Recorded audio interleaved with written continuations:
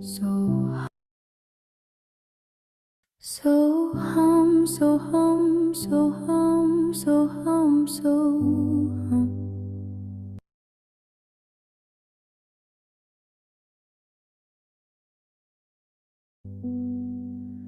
So hum, so hum, so hum, so hum, so hum. So hum, so hum, so hum, so hum, so hum.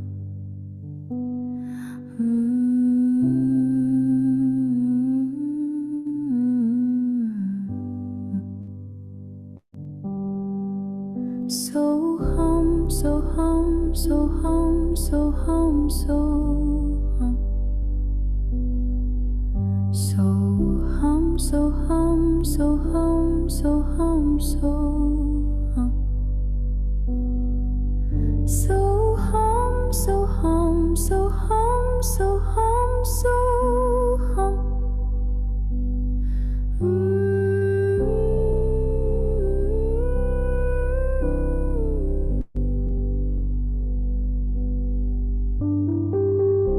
So hum, so hum, so hum, so hum. So hum, so hum, so hum, so hum, so hum.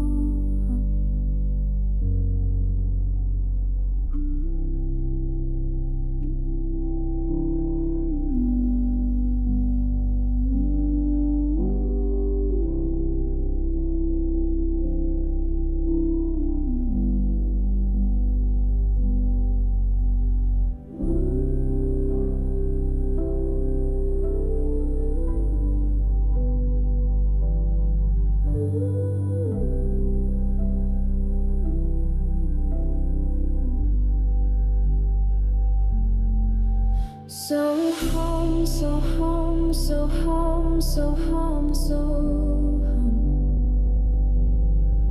So hum, so hum, so hum, so hum, so hum.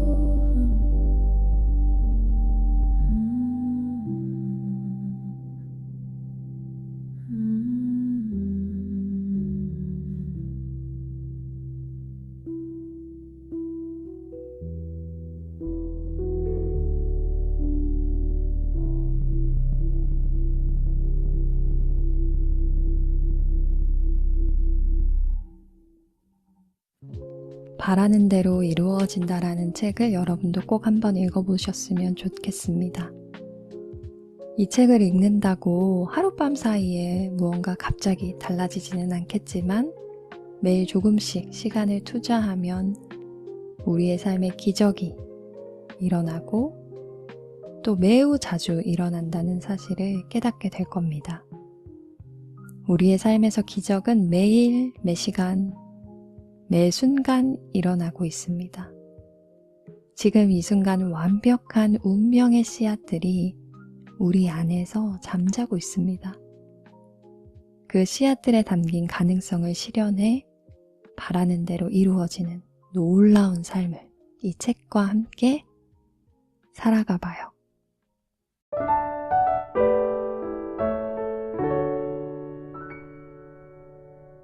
네, 이번 주에는 원하는 일이 이루어진다라는 주제로 학원 팝도 만들고 학원 영상도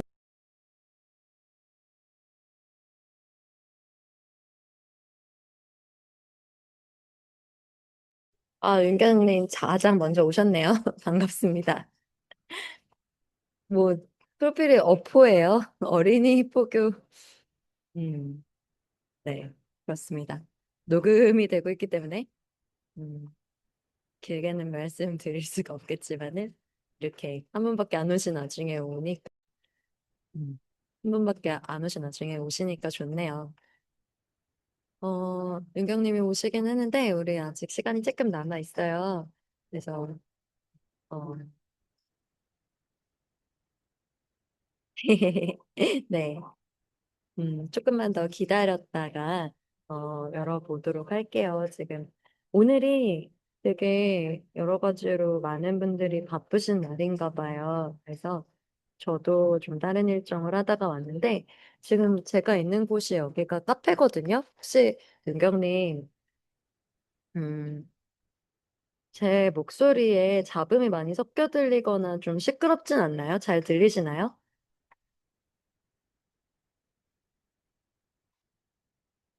어때요?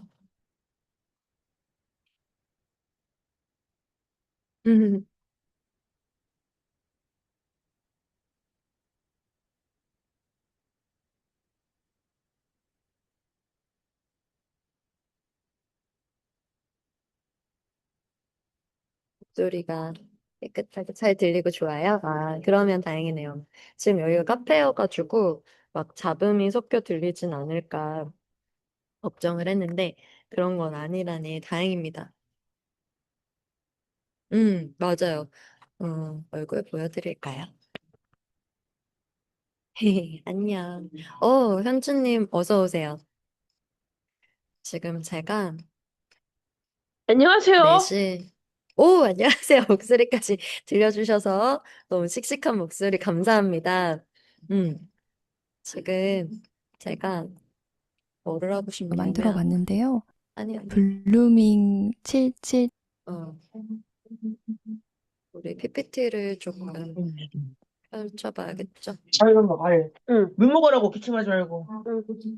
지금 현주님 옆에 가족이 있는가 봐요. 그쵸? 아, 다행히 집이라서 오늘 시댁이 아니라서 저 다행히. 오늘 집이라서 네.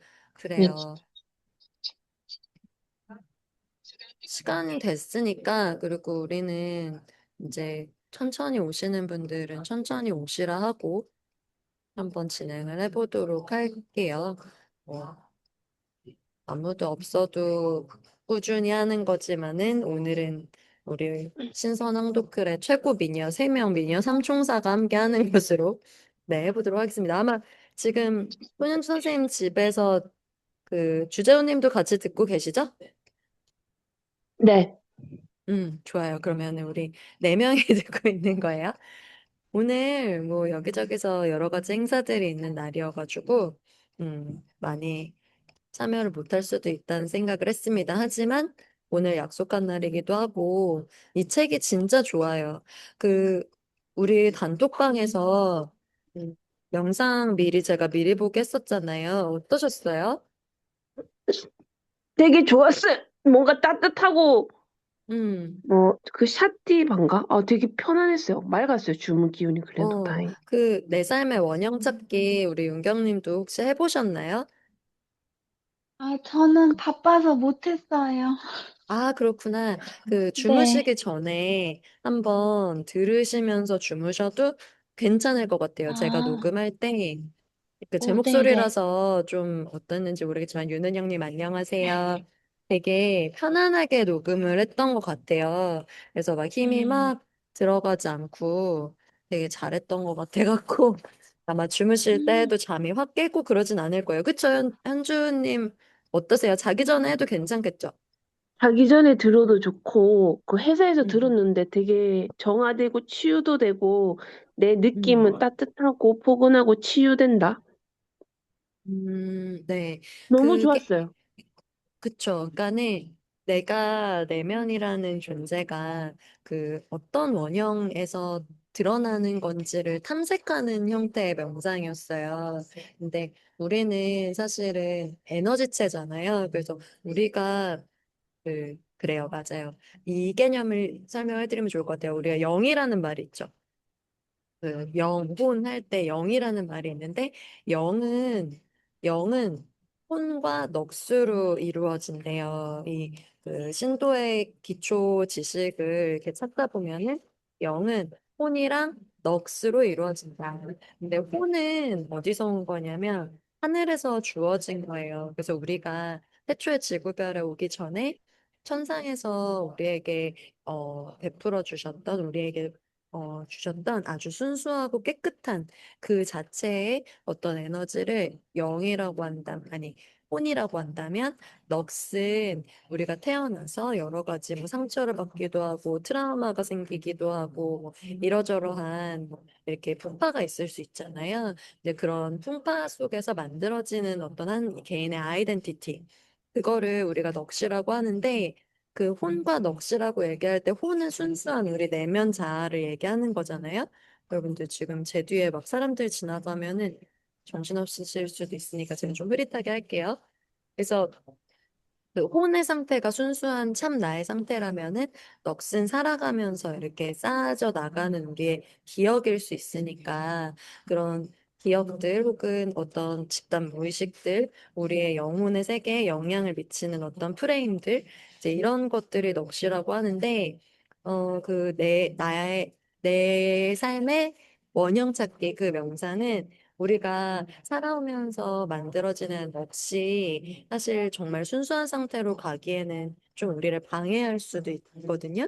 그러니까 다른 사람의 순수한 의도를 내가 쟤 무슨 의도를 가지고 나한테 저렇게 잘해주지? 하고 의심을 한다든지 아니면은 세상이 뭐 이렇게 살아가는 게 영혼의 입금으로 이렇게 살아가야 되는 게 맞다면은 어, 근데 이거 내가 손해보는 거 아니야? 지금 돈 벌려면은 내가 지금 영혼이 이끄는 대로 살지 않고 그냥 돈을 따라서 해야 되는 거 아니야? 뭐 이런 형태의 우리가 그 뭐랄까요? 영혼이 이끄는 삶을 살지 못하게 하는 여러 가지 걸림돌들이 있을 수 있죠. 근데 그런 걸림돌들에서 허튼 행동들을 다 걷어내고 진짜 내 참 나와 가까운 원형을 어디서 갖고 올 건가 내 내면이 울리는 진동을 찾을 수 있는 그런 명상을 제가 단톡방에 공유를 했던 거였어요. 물론 제가 막 정말 여러분들의 영성을 깨우는 형태의 신령한 에너지를 담아서 녹음을 했는지는 잘 모르겠습니다. 근데 제가 그거를 3번을 녹음을 했어요. 3번 녹음하면서 아, 그동안 살아오면서 해왔던 온갖 쓸데없는 행동들을 굉장히 이렇게 확 보는 것처럼 느꼈거든요. 그러니까 내가 신이라면 안 해도 되는 행동들이 있는 거예요.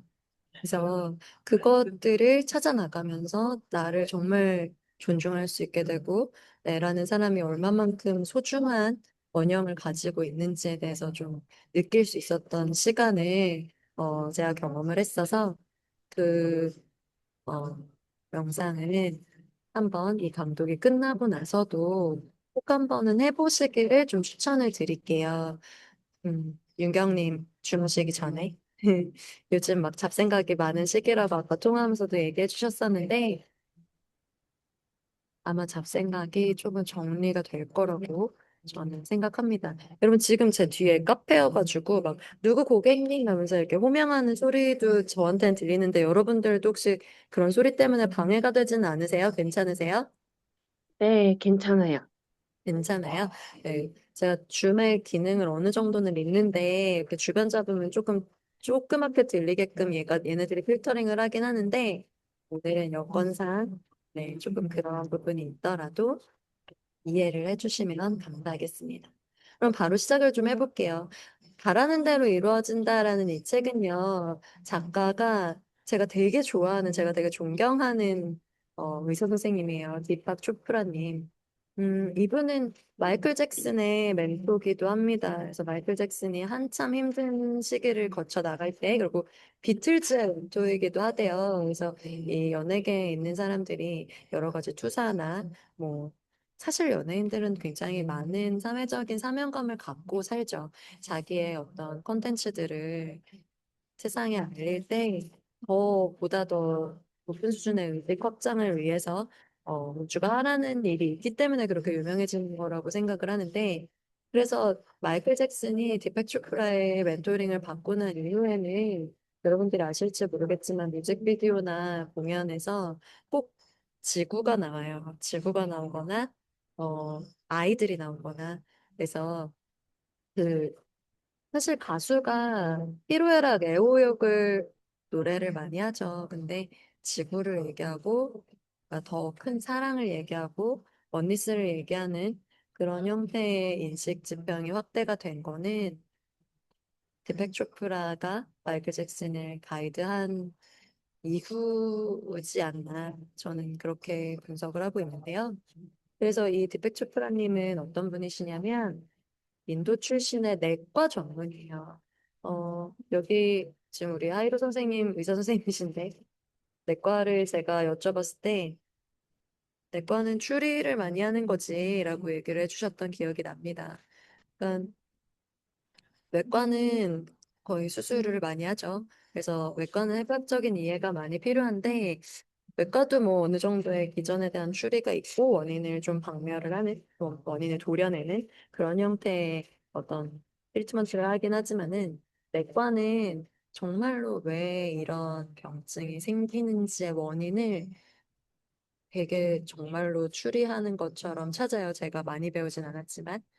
그래서 그렇게 추리를 해 나가는 과정에서 디펙 초프라는 뭔가 의학은 어쨌거나 전제를 한번 배우고 자기의 전문 분과를 자르고 잘라서 약간 통합적인 사고를 못하는 방향의 전문성을 찾기는 하지만은 어, 내과에서 추리를 이렇게 도모하다 보니 의식과 어떤 한 사람의 질병이 육체적인 병증만으로 나타나는 건 아니구나 라는 깨달음을 얻게 되시지 않았나 싶기도 해요. 아마 책에서도 나옵니다. 자기가 영성적으로 나아가는 과정에서 원래는 소설가가 되고 싶었대요. 근데 아버지께서 의학에 대한 여러 가지 문건들을 전달하실 때 의사가 꼭 되라 이게 아니라 의사로 일하는 거에 대한 의미, 의사로서의 사명감, 혹은 사람을 살리는 것에 대한 어떤 그 본질적인 가치, 이런 것들을 많이 노출을 시켜주셨대요. 그래서 디백 조프라가 내가 사람을 살리고 깨우는 역할을 할 때, 의학, 명성, 의식 연구를 같이 할 때, 이 사람의 몸에 대해 이해하는 것이 정말 중요하구나. 라는 거를 의학 덕분에 알게 되지 않았나라는 감사의 표현을 앞부분에 하고 있거든요. 그렇죠. 그리고 서구 의학이 다루지 못한 영역을 초프라가 많이 다루고 있어요. 그래서 의도, 이 책에서 굉장히 중요하게 다루는 대목이죠. 바라는 대로라는 말 자체가 의도잖아요. 그래서 의도, 감정, 의미, 내면 상태를 건강과 연결해 나가는.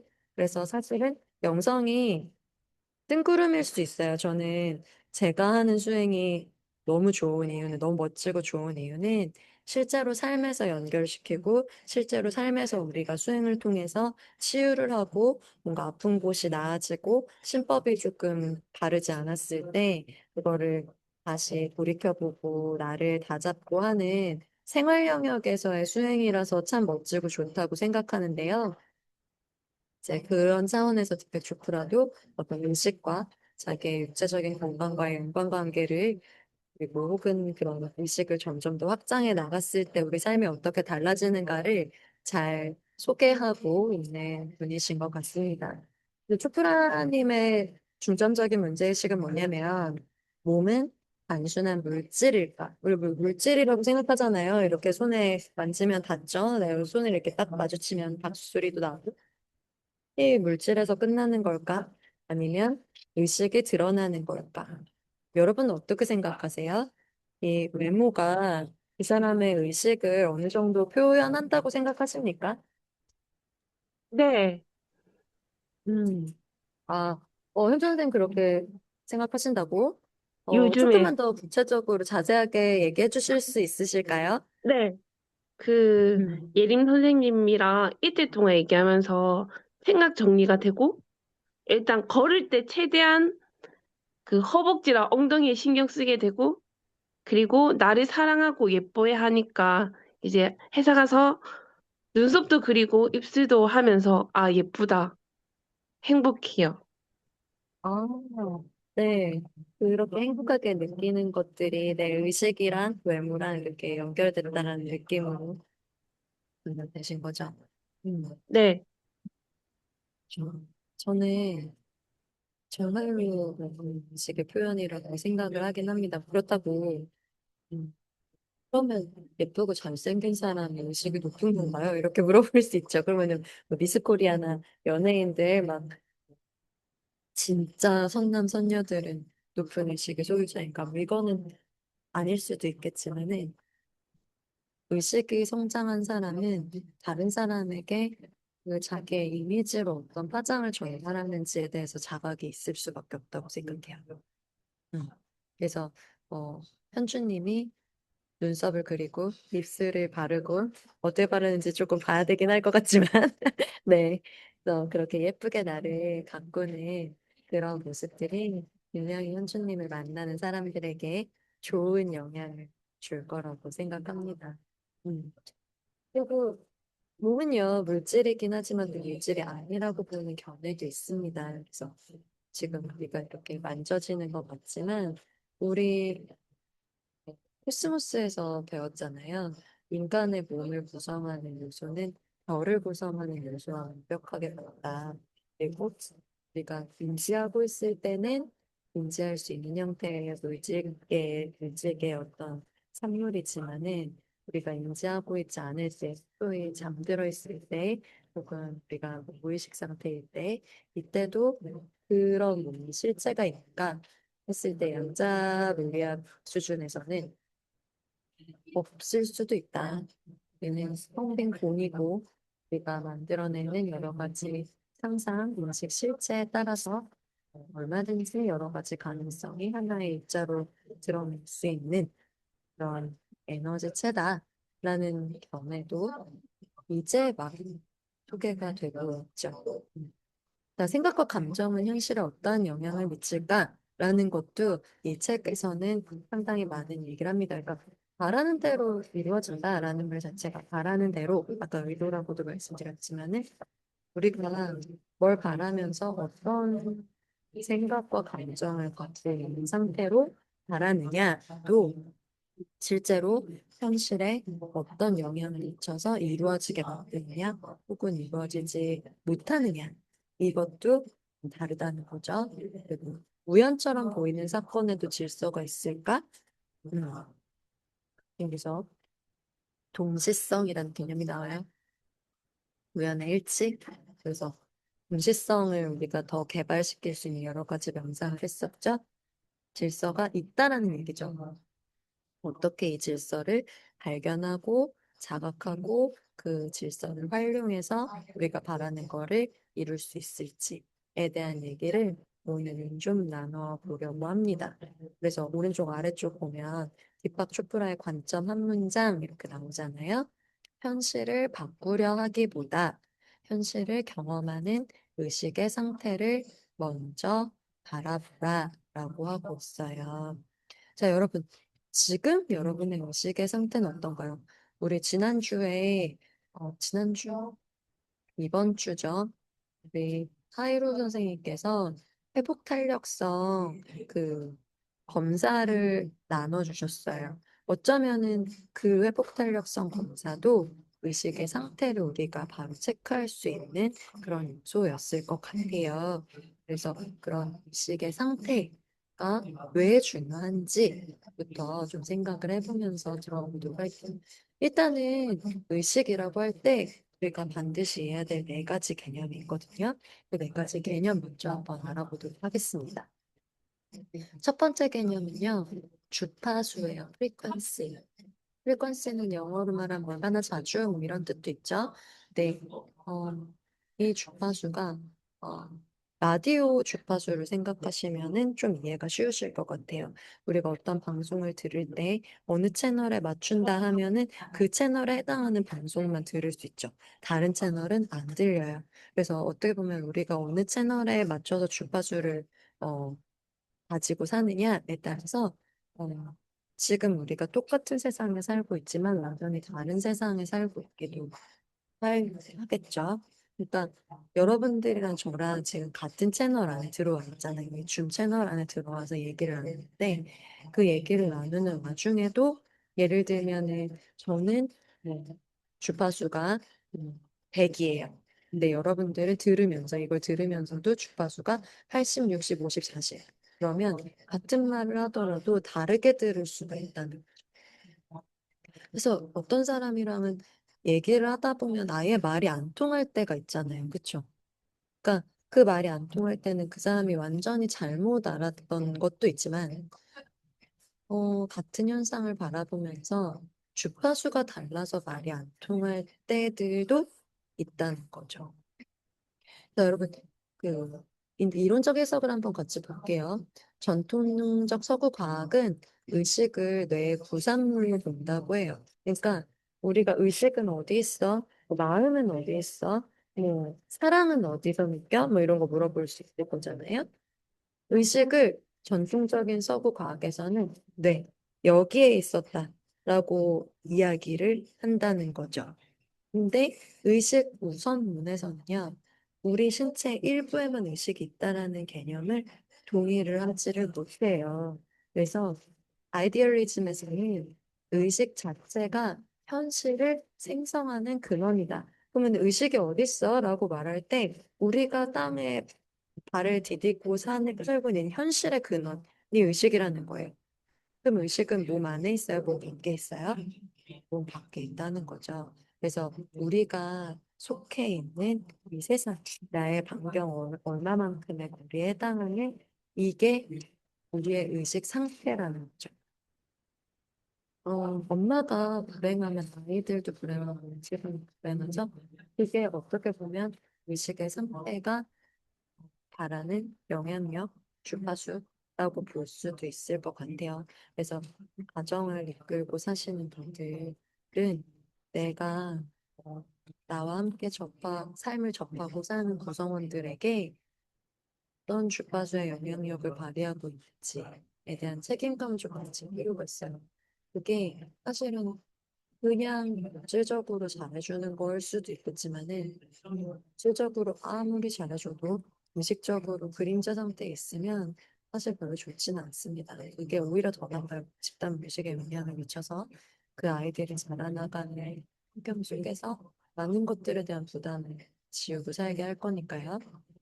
자, 그렇다면 주파수라는 거는 보세요. 감정, 신념, 신체 반응, 주의 일관된 패턴이다. 라고 하고 있어요. 그러니까 내가 바라는 모든 패턴이죠.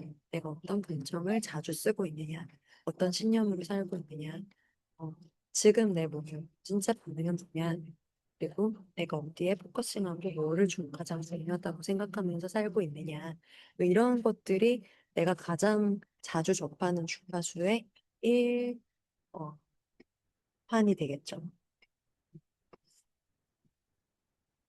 네. 소리가 울려요? 소리가 지금 울린다는 말이죠.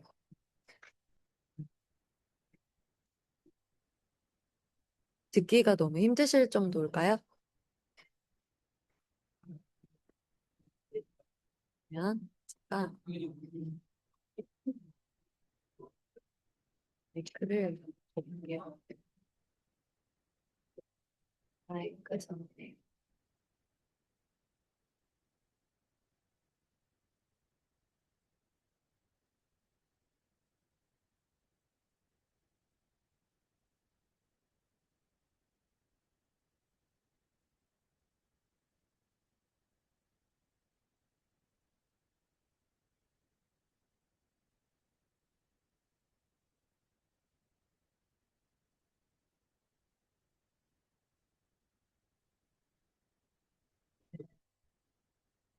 지금 잘 들리시는 거 맞아요? 지금? 그럼 제가 제 얼굴이 완빵만하게 보이시겠지만 좀 가까이서 말해볼게요. 지금은 어때요? 지금은 잘 들리십니까? 음?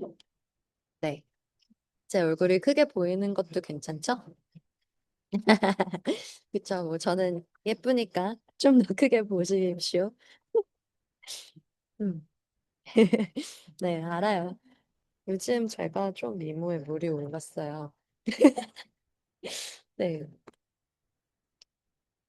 그렇다고 칩시다. 네.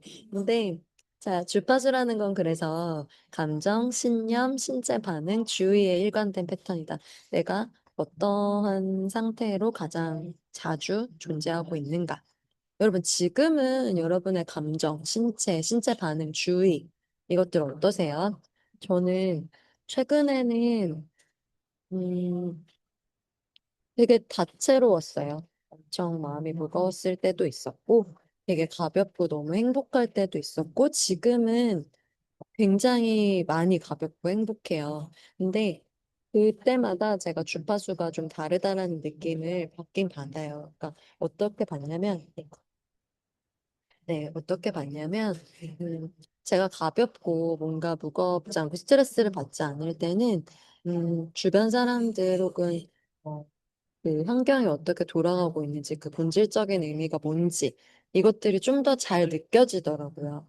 근데 내가 무거울 때는 진짜 내 상태밖에 안 느껴져요. 내가 지금 심장이 어떻구나, 내가 지금 뭐 명치 끝이 어떻구나. 그러니까 어쨌거나 조금 긴장 주파수에서는 현실 위협처럼 보이고 내 시야가 좁아질 수밖에 없는 것 같아요. 여러분도 아마 그런 경험 많이 하셨을 거예요. 그 윤경님이 얼마 전에 감기 걸리셨잖아요. 근데 감기 걸려서 아프면은 진짜 내가 아픈 것밖에 안 느껴지죠. 그래서 뭐 주부니까 집안일 할 거 많은데도 평상시에는 아무렇지도 않게 할 수 있었던 일들도 너무 힘들면은 힘겹고 좀 내가 예민하게 느껴지고 진짜 힘내가지고 열심히 했는데도 완성도가 높지는 않잖아요. 그렇게 좀 긴장 주파수에서는 내 시야가 좀 좁아지고요. 그리고 실내 주파수에서는 현실이 똑같은 현실이더라도 기회처럼 보일 수 있는 거예요. 그래서 저게 뭐 예를 들면은 음, 옆에 사람이 지나가면서 뭐 꽃을 들고 왔다. 그쵸? 아프니까 배달시켜 먹게 되죠. 근데 내가 만약에 안 아팠어. 근데 안 아팠는데 배달을 시켰어. 근데 배달을 시켰을 때, 뭐 예를 들어서 얼마 전에 뭐 제가 아는 다른 톡방에서 얘기했었는데, 뭐 우리 하이로 선생님께서 뭐 자기 고등학교 친구라고 하셨나? 중학교 친구라고 하셨나? 아무튼 오랜 친구의 이름을 얘기해 주셨더니 이제 다른 선생님께서 그 톡방에 계신 선생님께서 그 이름이랑 똑같은 분이 우리 막 아파트 경비 아저씨였다. 근데 그 아파트 경비 아저씨한테 되게 중요한 정보를 좀 드려야 되겠다. 뭐 이런 형태의 시야가 굉장히 넓은 그런 것들을 얘기를 해주셨거든요. 그러니까 내가 실내 주파수를 타고 있으면 내가 가볍고 나를 좀 방해할 만한 것들이 없고 내 시야가 주변을 볼 수 있게 와이드하게 열려 있으면은 그 상태에서 놓칠 수 없는 여러 가지 기회들을 발견할 수 있게 된다는 거죠. 이게 디펙 추프라는 아무래도 인도 사람이기 때문에 베다 철학을 이렇게 베이스로 하고서 명상도 우리가 얘기했을 때 산스크리트어 명상을 많이 했었는데 이제 그런 명상들의 의식 우선론과 연결되고 의식이 물질의 반응이 아니라 물질이 반응하는 기반이다라고 본다는 거죠. 그러니까 지금 제가 설명했던 것들을 종합하면요. 의식이라는 거는 우리가 삶을 살아가는 데 있어서 그 삶을 더 폭넓게 볼 수 있는 일종의 깨끗한 안경을 얘기하는 거예요. 근데 만약에 우리가 주파수가 낮아요. 그러면 이 안경에 막 먼지도 묻고, 뭐 색깔도 입혀지고, 뭐 여러 가지 이상한 프레임도 씌워지고, 뭐 이렇기 때문에 삶을 살아감에 있어서 뭔가 객관적으로 혹은 우주가 우리에게 보내주는 여러 가지 이미지들을 왜곡 없이 볼 수가 없게 되는 거죠. 그러니까 당연히 어떤 주파수를 의식적으로, 의도적으로 자주 선택할 것이냐가 굉장히 중요하겠죠.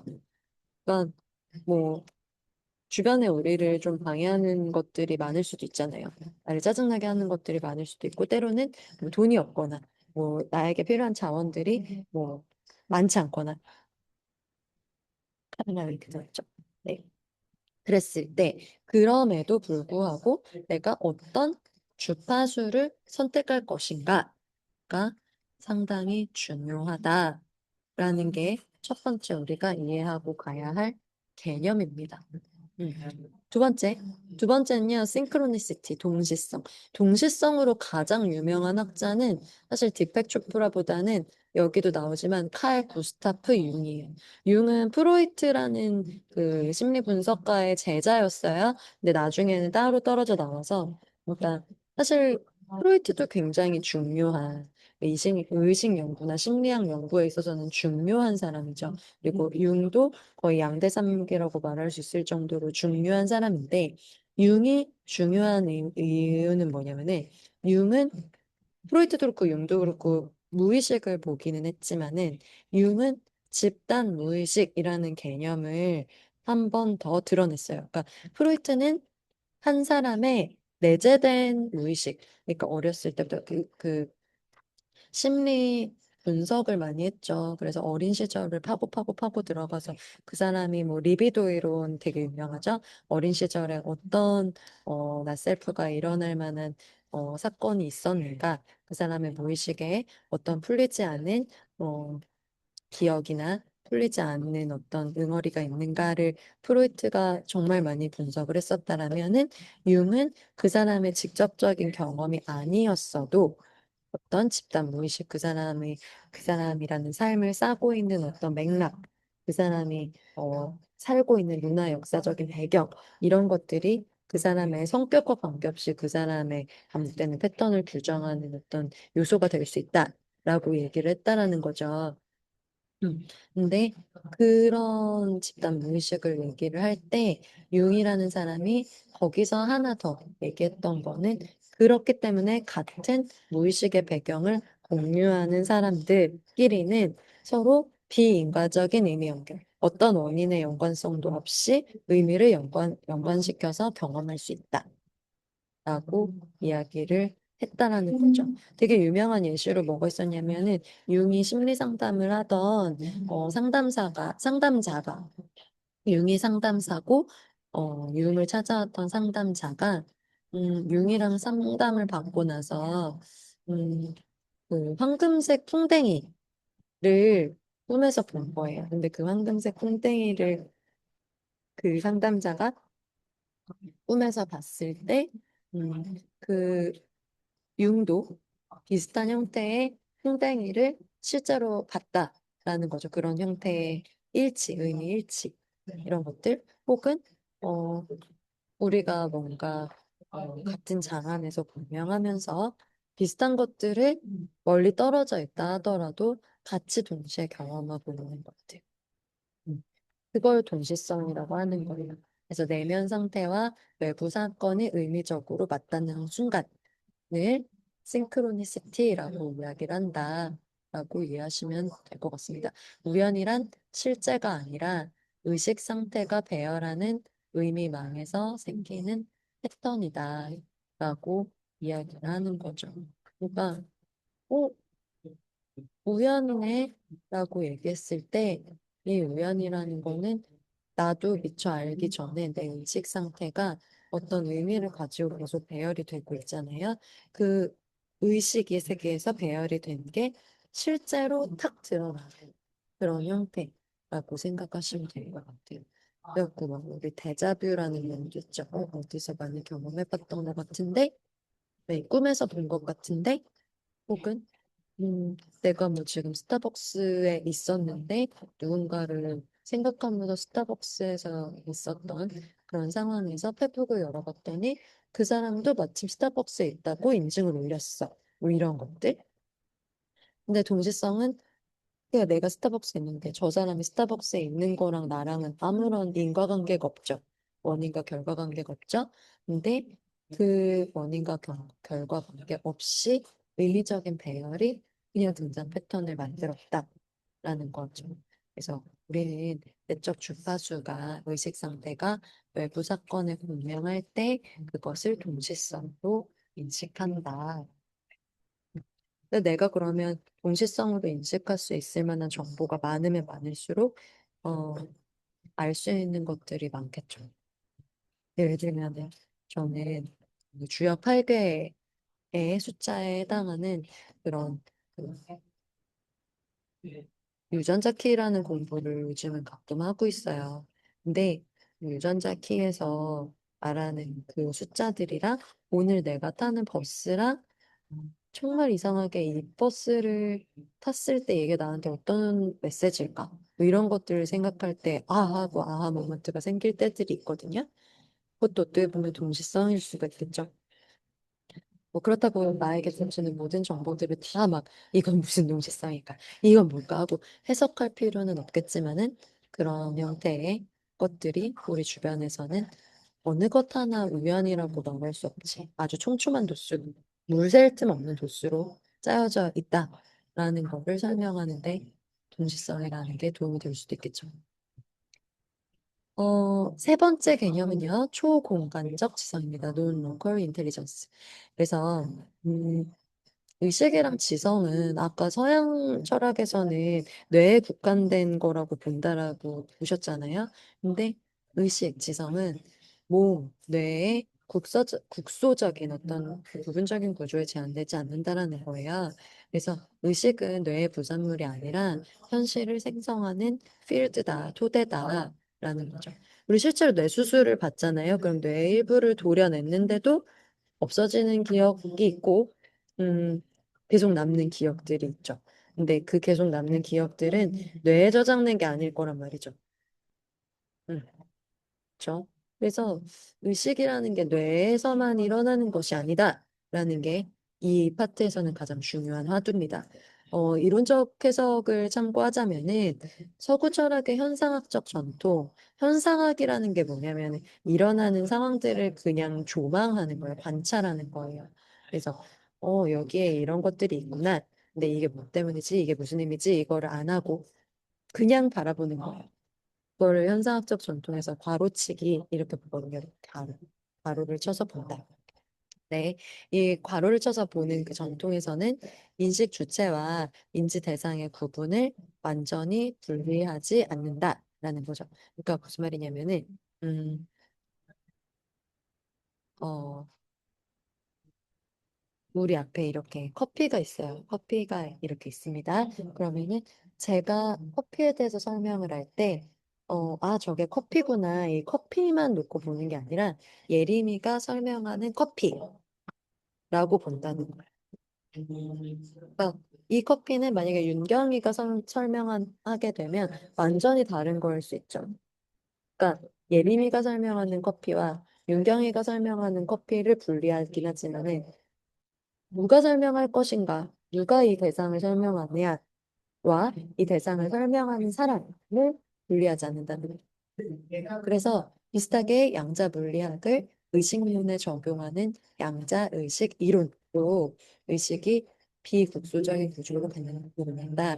자, 양자 물리학에서도 이렇게 얘기를 하고 있다는 거죠. 그리고 제가 대학교 다닐 때 벌써 제가 언제 20년 전이죠. 10년, 11년, 2년 전. 그때도 저희 교수님 중에 한 분은 음, 의식은 뇌에 저장되는 게 아니라 오감에 저장된다라는 논문을 쓰고 계셨었어요. 그때 제가 교수님 조교를 일하면서 되게 많은 것들을 배웠었는데 그 시각, 촉각, 청각, 미각, 후각 여기에 의식이 깃들기 때문에 이 사람이 갖고 있는 컨텍스트, 어떤 맥락과 그 경험에 의식이 깃드는 거지 뇌에 의식이 깃드는 거 아니다라는 내용들이 그분의 전공은 미디어학이었지만 양자물리학, 미디어학은 사람을 일종의 매체로 봐요. 그런 여러 가지 이론들 안에서 의식이 어디 있는가에 대한 담론이 이미 있었다는 거죠. 의식을 국소적인 뇌활동 이상의 지능장으로 본다. 아까도 말씀드렸지만은 그래서 의식이라는 거는 뇌에 있는 게 아니라 우리가 발을 디디고 있는 땅, 우리와 함께 공명하는 우리가 경험하는 일종의 장이라고 본다라는 거죠. 그래서 이는 전통적 물리학에서 말하는 필드 개념과 유사하지만 철학적으로는 의식 우선론. 그러니까 우리가 어떤 지식적으로 혹은 우리가 생각하는 믿음보다는 의식이 우선이다라는 그 논리와 맞닿는다라는 거죠. 그래서 핵심적인 해석은 초공간적 지성은 뇌는 정보를 처리하는 도구일 뿐이고 의식의 전부가 아니다라는 게 핵심적인 거죠. 그러니까 뇌가 없더라도 뇌가 없으면 죽긴 하겠지만은 어떤 기억의 매개 장치로서의 뇌가 없더라도 이 사람의 의식은 타격감 없이 존재한다는. 음. 그리고 그쵸. 우리가 잠든다. 잠든다고 하면은 뇌는 쉬고 있는 상태잖아요. 완전 쉬고 있지는 않겠지만. 근데 그 잠들고 있는 상황 속에서도 의식은 잠을 자느냐? 아니죠. 우리 단톡방에서 같이 나눴던 명상 중에 거의 첫 번째 명상이 우리와 관계없이 잠들지도 않고 쉬지도 않는 참나가 우리 안에 있다라는 거를 기억하세요. 이런 내용들이 있었잖아요. 그러니까 의식은 초공간적인 지성이다. 라는 거. 그리고 우리가 이 디펙 조프라 책을 읽을 때는 전제에 깔고 들어야 될 필요가 있다는 겁니다. 자, 네 번째 핵심 개념은요. 관찰자의 힘이에요. observability. 그러니까 우리는 사실 우리를 관찰하는 게 굉장히 어려워요. 그래서 내가 어떻게 보일 것인가가 왜 우리한테는 그렇게 중요하죠? 내가 나를 관찰할 수 있다면은 그게 좀 덜 중요한 거예요. 왜냐면 다른 사람이 나를 어떻게 보던지 간에 나는 그런 사람 아닌데요 라고 얘기할 수 있을 테니까요. 그런데 우리는 우리를 관찰하는 게 즉각적으로는 상당히 어렵습니다. 음. 근데 관찰하는 것 자체도 어려울 때 관찰 방식이 현실 경험 성격을 결정한대요. 이게 굉장히 고차원적인 얘기죠. 초프라는 뭐라고 얘기하냐면 관찰은 단순히 보는 게 아니라 현실의 의미를 결정하는 관계적인 행위다라고 이야기를 하고 있어요. 그러니까 내가 거울을 보고 나를 보는 것도 관찰인데 거울을 보고 나를 봤을 때 여러 가지 감정이 올라올 수 있잖아요. 그런 감정들을 보면서 거기서 오늘은 좀 못생겼네. 오늘은 뭔가 눈빛이 밝고 생기 있네. 이게 아니라 내가 거울을 보고 있다라는 거의 의미가 뭐구나 라는 거를 볼 수 있습니다. 그러니까 내가 나를 관찰하고 내가 나를 관찰하는 나를 또 관찰하고 하는 그 관찰할 수 있는 여러 가지 겹겹의 힘이 내가 속한 현실을 결정하는 나와 나의 관계적인 행위다라는 거. 되게 어렵죠? 쉽게 설명해 볼게요. 여러분은 자기 자신을 좋아하십니까?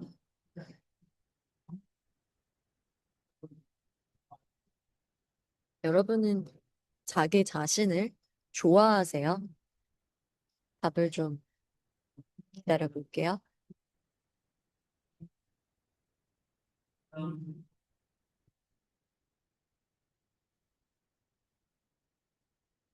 이게 내가 나를 좋아한다라는 것이, 네, 윤은현 선생님. 네, 좋아해요. 좋아합니다. 좋아합니다. 네, 그쵸.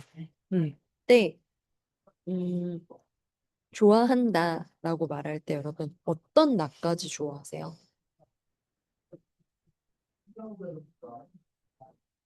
어떤 사람은 어떤 나는 좋아하고요. 이현경님 오셨네요. 언제 오셨지? 네. 음. 어떤 사람은요, 어떤 나는 안 좋아하고, 어떤 나는 좋아해요. 예전에나, 음, 현재는 그다지 안 좋아해요. 그럴 수 있어요. 그러니까, 제가 최근에 저를 좋아하는 수준이 상당히 높아졌다를 깨닫게 된 계기는, 음, 되게 후회할 만한 행동을 했던 나도 좋더라고요. 그리고 그때 그런 행동을 했던 나를 내가 굉장히 안아주고 싶더라고요. 근데 그게 되기까지는 관찰자의 힘이 없었다라면은 어려웠을 것 같아요. 그러니까 관찰을 못하면 왜 그때 내가 그럴 수밖에 없었는지를 알 수가 없죠. 그때 내가 그런 행동을 했던 것만 그건 잘했어. 이건 못했어. 이렇게 판단하고 평가하면서 넌 왜 그랬니? 너는 진짜 그걸 그렇게 될 줄 몰랐어?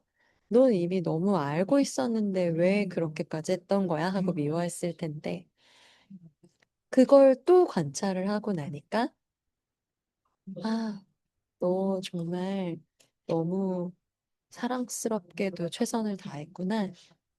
그렇게 아파하는 내가 정말 너무 사랑스럽구나. 라는 거를 할 수 있게 되더라고요. 음. 이렇게 말씀드리면 내가 나를 관찰하고 때로는 그 관찰하는 내가 이런 나는 좀 별로야. 이런 나는 좀 좋아. 하는 판단 평가를 하다가 거기서 한 뎁스 더 깊게 들어가서 그런 판단 평가는 나와 그 판단 평가를 당할 걸 알면서도 그렇게 할 수밖에 없는 나까지도 관찰자로 볼 수 있는 그 힘, 이해가 되세요? 네, 한번 해보십시오. 분명히 사람은 누구나 잊고 싶은 기억이 있을 것이고, 좀 후회될 만한 순간들이 있죠? 네, 그때의 나를 잊고 싶어, 후회돼, 마음에 안 들어 했다가, 왜 그럴 수밖에 없는지, 왜 과거의 나를 그렇게 또 판단 평가하면서 미워하고 있는지까지도 볼 수 있다면 우리는 관찰자의 힘을 굉장히 잘 활용하면서 좀 마음에 안 드는 과거가 있더라도 높은 주파수를 유지할 수가 있을 거예요. 음. 그래서 같은 현상이라도 문제로 관찰하면 문제 경험이다. 과정으로 관찰하면 자원학습 경험이다. 이건 굉장히 단순한 맥락인데요. 음, 문제로 관찰할 수도 있고, 과정으로 관찰할 수도 있는데, 그걸 한 번 더 들어가 보시는 거예요. 문제로 관찰하는 나를 또 관찰해보고, 과정으로 관찰하는 나를 또 관찰해보고. 그래서 우리 그런 거 있잖아요. 엘리베이터 타면 양 옆에 거울 있는 엘리베이터 있어요. 그 좀 무섭죠. 그 거울. 이 거울을 바라보다 보면 내가 앞에도 있고 뒤에도 있고 앞에도 있고 뒤에도 있고 막 몇 겹으로 두두두두두 이렇게 있잖아요.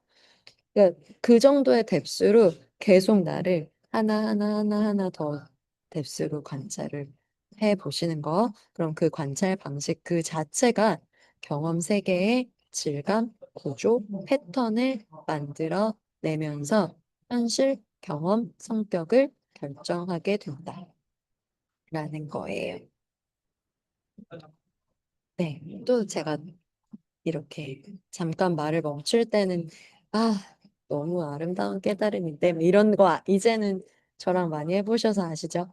네, 여러분들도 비슷한 아하 모먼트를 경험하고 있을 거라고 믿습니다.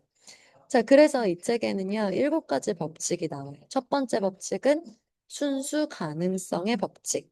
자, 우리가 살면서 항상 빠져드는 그 함정이 있어요. 오늘 제가 봤던 어떤 이미지에서 누가 얘기해줬는데, 그 UFC 은퇴했죠. 지금은 UFC 선수 김동현이 나의 사주를 바꾸려면은 신도 몸서리칠 만큼 끈질기게 해야 내 사주가 바뀐다. 뭐 이런 얘기를 이렇게 한 이미지를 봤거든요. 물론 그 이미지도 나름대로 의미가 있어서 제가 갈무리를 해두기는 했는데, 음, 이 디팍 초프라 책에서는요, 그렇게 신두혈을 내두를 만큼, 신도 진절이 칠 만큼 뭘 자꾸 해야 되는 존재면, 우리가 이 바람대로 이루어진다라는 에너지를 쓸 수 없다고 얘기해요. 뭐 어느 장단에 춤을 춰야 하는 건지. 근데 일단 우리는 쇼프라 쪽으로 한번 가봅시다. 그러니까 나는 뭔가 해야 하는 존재가 아니라 양자적으로 봤을 때 이미 존재 자체로 여러 가지 가능성을 쫙 스펙트럼으로 갖고 있는 존재라는 거죠. 그리고 두 번째 법칙은 주는 거의 법칙. 흐르게 하면 들어온다. 우리가 뭔가를 갖고 있는 거 되게 쉽잖아요. 그쵸? 근데 그거를 흐르게 하는 거 어렵습니다. 제가 지난주에 우리 손현주 선생님이랑 돈에 대한 얘기를 한 적이 있어요. 근데 손현주 선생님께서 돈을 진짜 많이 벌고 싶다고 막 그랬었잖아요. 그쵸? 아직도 아마 돈 많이 벌고 싶으실 텐데. 근데 그때 제가 신영미 선생님한테, 신영미 선생님, 안녕하세요. 네, 소연 선생님한테, 음, 돈이 어떻게 하면 잘 벌린다.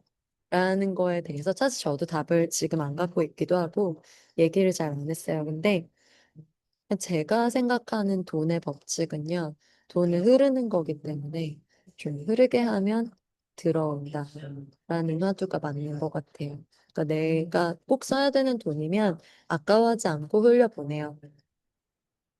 네. 좀 뭐, 앞으로 연차가 있으면은 좀 곱씹고 써야 되긴 하겠지만은, 흐름이다. 주는 거의 법칙. 그리고 돈도 돈이지만은, 내가 그러면은, 뭐, 애정이라든지 정성이라든지, 뭔가 이렇게 정말 헛된 거다라고 생각하면서 맨땅에 헤딩하듯이 쓰는 에너지들이 있을 수 있죠. 근데 그게 아무 생각 없이, 아무 생각 없이, 음, 그냥 방만하게 뭐 그렇게 쓰는 거면은 조금 문제가 있겠지만은 내 신념상 이건 정말 꼭 필요해서 흘려보내는 거야 라고 얘기한 것들에 대해서는 뭐 그게 다시 돌아돌아서 인과응보적으로 들어온다라는 것이 아니라 내가 이미 그 에너지를 흐르게 할 수 있는 통로가 됐기 때문에 그만큼의 기국이 있는 통로가 됐기 때문에 들어온다라는 거죠. 세 번째 법칙은 원인과 결과의 법칙, 카르마라고 얘기하는 겁니다. 그래서 내가 하나의 선택을 하면 항상 흔적이 우주 안에 남게 돼 있다라는 거, 그리고 그런 흔적이 그 다음 선택에도 영향을 미칠 것이고, 내가 의도를 의식 없이 내면 그런 선택들은 계속 반복될 수밖에 없다라는 거. 뭐 무의식적으로도 반복될 수가 있을 것 같아요. 뭐 여러 명상 씬에서 뭐 전생을 얘기하기도 하고, 뭐 그쵸? 그래서 나도 모르게 나에게 쌓여 있는 어떤 업식이 계속해서 비슷한 패턴을 만들고 그 패턴이 내 삶에 혹은 내 유전자에 흔적을 남기고 뭐 이런 형태. 그래서 이 흔적에 대한 의도를 갖고 이 흔적을 반복하지 않으려는 어떤 바람 이루어지고자 하는 바람을 내야 된다는 거죠. 자, 네 번째 법칙은 최소 노력의 법칙. 그래서 억지로 하는 거는 항상 저항을 만드는 거기 때문에 저항이 없는 상태로 가능한 한 쉽게. 그래서 제가 들었던 얘기 중에 하나는 음, 감정이 올라오면 뭔가 잘못됐다는 거다라는 거죠. 그리고 다섯 번째는 의도의 법칙. 집중된 의식은 방향을 만든다. 당장은 좀 감이 안 오고 힘들 수도 있겠지만은 그쪽으로 계속 집중을 하고 에너지를 내면 그 방향대로 이루어질 수 있는 흐름이 생긴다라는 거. 그리고 집착 내려놓기. 집착도 어떻게 보면은 좀 저항이랑 비슷한 거거든요. 그래서 내가 어떤 무언가에 집착을 하게 되면 에너지가 고정되고 우리는 흘러야 그렇죠. 조화가 흘러야 어떤 의도가 이루어질 수 있는 길이 생기는 건데 실패하고 싶지 않다. 아, 진짜 시행착오 더 이상 안 하고 싶다.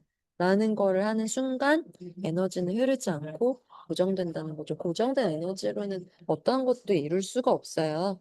음. 자, 그리고 다르마의 법칙. 나만의 리듬과 역할이 있다. 카르마도 있고 다르마도 있는데, 다르마는 어떻게 보면 내가 이번 지구별에 와서 반드시 해야 되는 일이 뭐냐라는 거, 그리고 그 반드시 해야 되는 일들을 나만의 방식으로 어떻게 실천해 나갈 것이냐에 대한 것들을 좀 생각하면서 의도를 내야 되겠다. 그래서 7번 법칙은 역할을 얘기하기 때문에 오늘 우리가 단톡방에서 나눴던 화두처럼 나 개인을 좀 더 좋게 만들자라는 차원이 아니라 이 지구별에 나라는 사람의 의도가 얼마만큼 더 좋은 영향을 낼 거냐에 대한 부분도 좀 맥이 닿아 있습니다. 자, 그래서 우리가 뭐 7가지 법칙 간략하게 들여다봤죠. 이건 약간 미리 보기 형태였는데요. 각 법칙을 조금 더 자세하게 들어가 보도록 하겠습니다. 자, 여러분, 이 7개 법칙은요, 3가지 단계로 좀 나뉘어져요. 그래서 첫 번째, 의식이라는 게 아까 뭐라고 했죠, 여러분? 의식이 뭐였죠?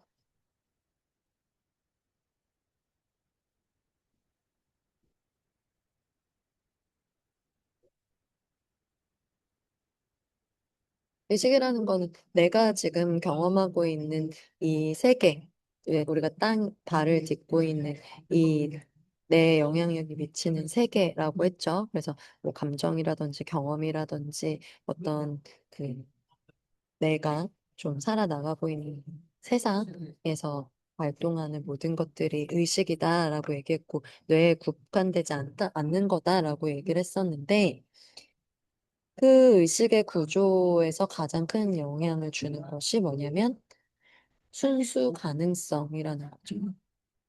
여러분, 그 모든 것이 사라져도 남는 게 뭐냐? 이거를 제가 좀 질문이 어려워서 오늘 챗GPT한테 물어봤어요. 여러분, 여러분들도 챗GPT를 많이 활용하시는지 모르겠지만은, 만약에 누군가가 너는 누구야? 라고 물어보면 나는 뭐라고 대답해야 되지? 라고 GPT한테 물어봤거든요. 그러니까 얘는 뭐 김예림이라는 사람을 인터넷에서 검색해서 답을 주지는 않겠죠. 음. 그래서 얘가 8가지 버전으로 답을 만들어줬는데, 음, 되게 마음에 들었던 게 뭐였냐면은, 예림은, 어, 깨달음을 주는 사람이 아니라 스스로 깨달을 수 있게 도와주는 사람이야. 이렇게 정의를 내려주더라고요. 음. 그래서 제가, 그 모든 것이 사라져도 남는 나는 누군가의 깨달음을 도와주는 에너지야. 라는 통찰을 얻었거든요. 네. 음, 그 모든 것이 사라져도 남는 거. 이 책에서는 순수 가능성이라는 거를 우주는 아무것도 없다라고 얘기를 하는데 아니다. 우주는 모든 것이 발생할 수 있는 의식의 장이다.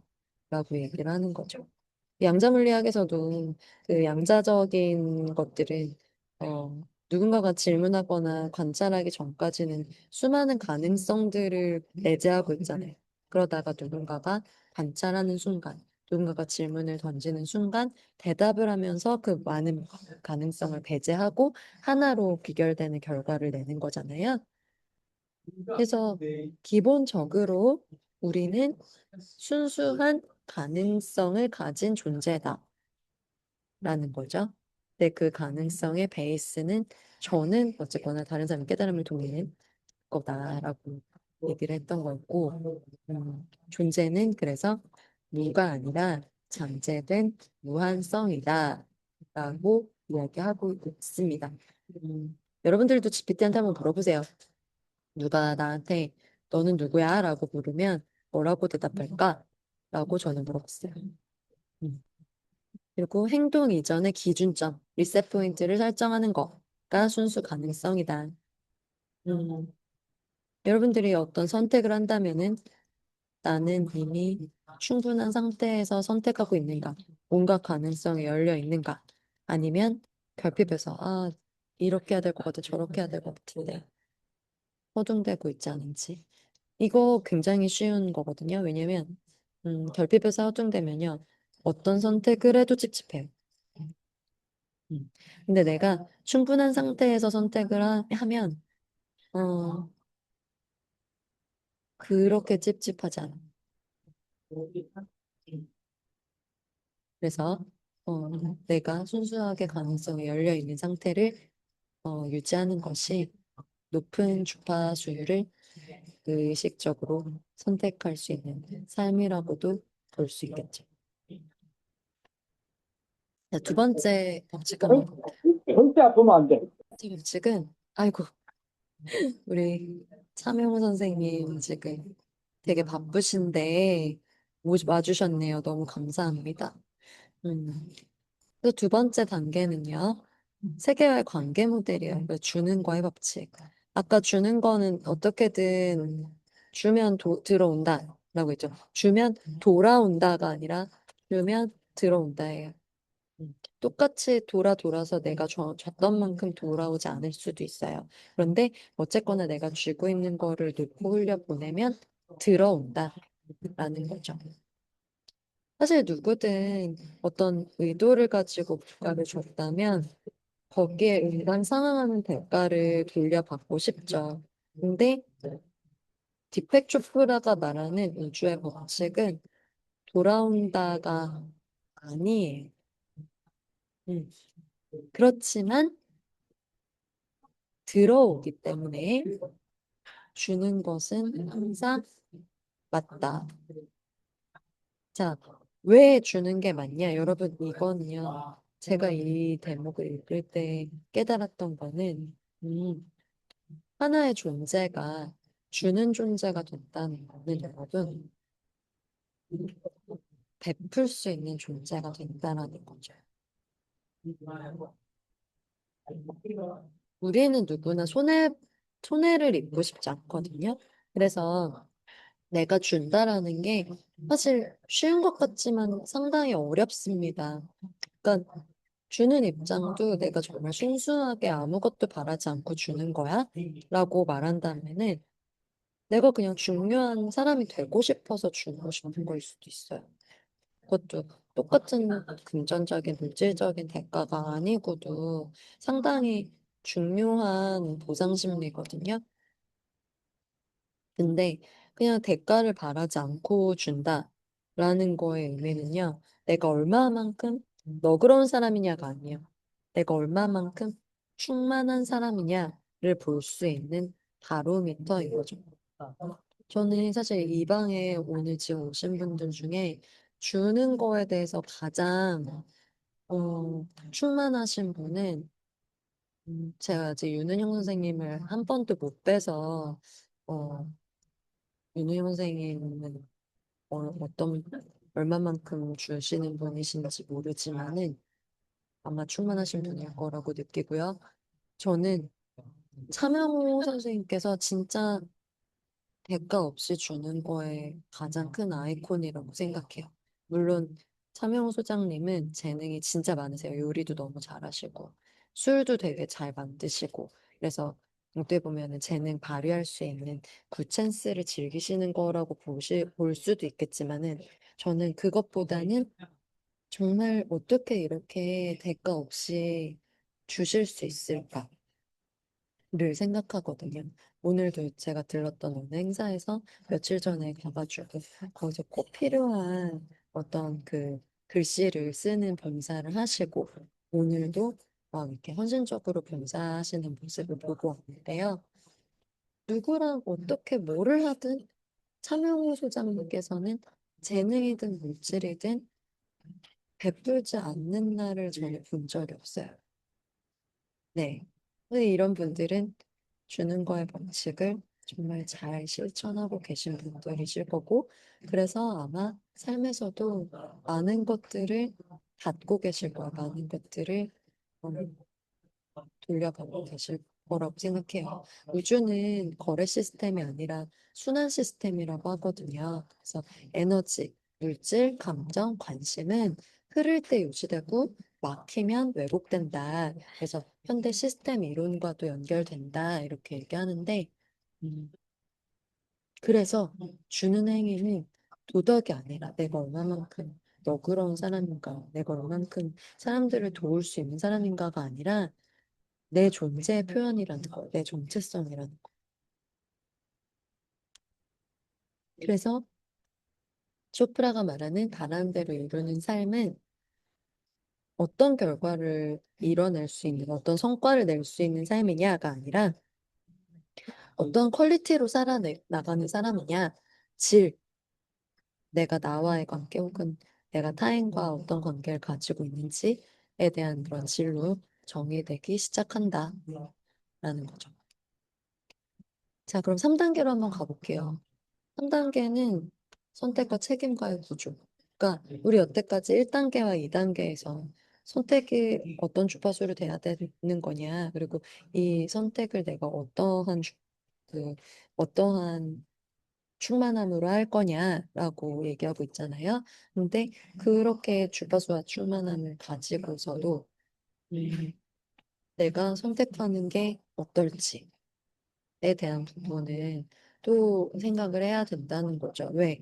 우리는 결과적으로는 뭐가 계속 반복되고 있는지 모르고 반복되는 삶을 또 살고 있기 때문에 제가 올 연초에 되게 의미심장한 카드를 하나 전달받았었는데 그 카드에 뭐라고 나와 있냐면은 선택은 당신의 자유지만 선택으로 따라오는 시퀀스는 자유가 아니다. 라는 카드를 받았었어요. 그렇죠. 그게 어떻게 보면 까르마 그 카드는 저스티스라는 카드였는데 어쨌거나 그 카드는 저는 까르마의 하나의 일종이라고 생각해요. 우리가 소위 말하는 세상에서 말하는 정의도 사실 우주는 뭐가 정의다라는 거에 대한 기준이 이 일반 사람들의 삶이랑 좀 다르다고 생각하거든요. 근데 옳다라고 생각하는 걸 계속 반복하는 것조차도 까르마의 하나의 일환일 수 있죠. 그래서 음, 까르마라는 거는 내가 계속 해왔던 선택이 누적돼서 어떤 선택을 또 하게 하는 바탕이 되는지에 대한 얘기일 거고요. 그리고 의식적인 선택은 그래서 까르마에서 계속 내가 알지도 못하고 하는 선택의 반복이 아니라 내가 의도적으로 내 삶의 원형을 알고 그 원형이 바라고 이끄는 대로 혹은 내 내면의 영혼이 이끄는 대로 선택했을 때는 자유가 따라오지만은 무의식적 선택을 하면 계속 까르마적으로 반복을 하게 된다는 거죠. 음. 그래서 우리는 어떤 선택을 했을 때 그 선택으로 인하여 따라오는 어떤 까르마를 음, 어, 까르마 아니죠. 어떤 선택을 했을 때 그 선택으로 인해서 따라오는 시퀀스까지 선택할 수는 없기 때문에 그래서 더더욱 내 영혼이 이끄는 선택을 잘 해야 될 필요가 있을 거예요. 당신은 통제할 수 없는 미래보다 지금의 선택 품질에 책임이 있다라고 얘기합니다. 그러니까 어려워요. 그러니까 저는 사실 어렵다는 말을 좋아하진 않거든요. 근데 어떻게 보면은 의식적으로 뭔가를 계속 선택한다는 거는 상당히 깨어 있어야 한다라는 뜻일 거예요. 근데 그렇게 깨어서 뭔가를 선택한다는 거는 사실 나에게 이미 습입되어 있는 어떤 감정 혹은 어떤 생각의 패턴 이런 것들을 정면으로 마주하고 그게 익숙하지 않아서 혹은 그것들이 어, 너무 나에겐 중요한 거라고 생각했던 것들이라서 꼭 지켜야 된다라고 생각했던 그것들이 의식적으로 선택하면 깨져야 될 수도 있어요. 그런데 그 깨지는 거를 기꺼이 선택해서 내가 여태까지 반복됐던 까르마를 깨겠다 하면 내가 계속해서 반복해서 운명적으로 느끼면서 해왔던 것들이 깨지고 소위 여기서 내 사주가 바뀌는, 내 팔자가 바뀌는 그런 어떤 변화가 생기게 된다라는 거죠. 그래서 저는 사실은 뭐 신두진절일 칠 만큼보다는 안 하던 짓을 해야 팔자가 바뀐다라는 말에 조금 더 무게를 두고 이 3장의 내용을 이해를 하고 있었습니다. 4단계로 넘어가면요, 여러분. 음, 노력하지 말라고 해요. 여러분들은 노력을 뭐라고 생각하세요? 노력을 하지 말라라고 하기 전에 여러분들이 정의하는 노력은 뭔가요? 좀 답을 기다려 볼까요?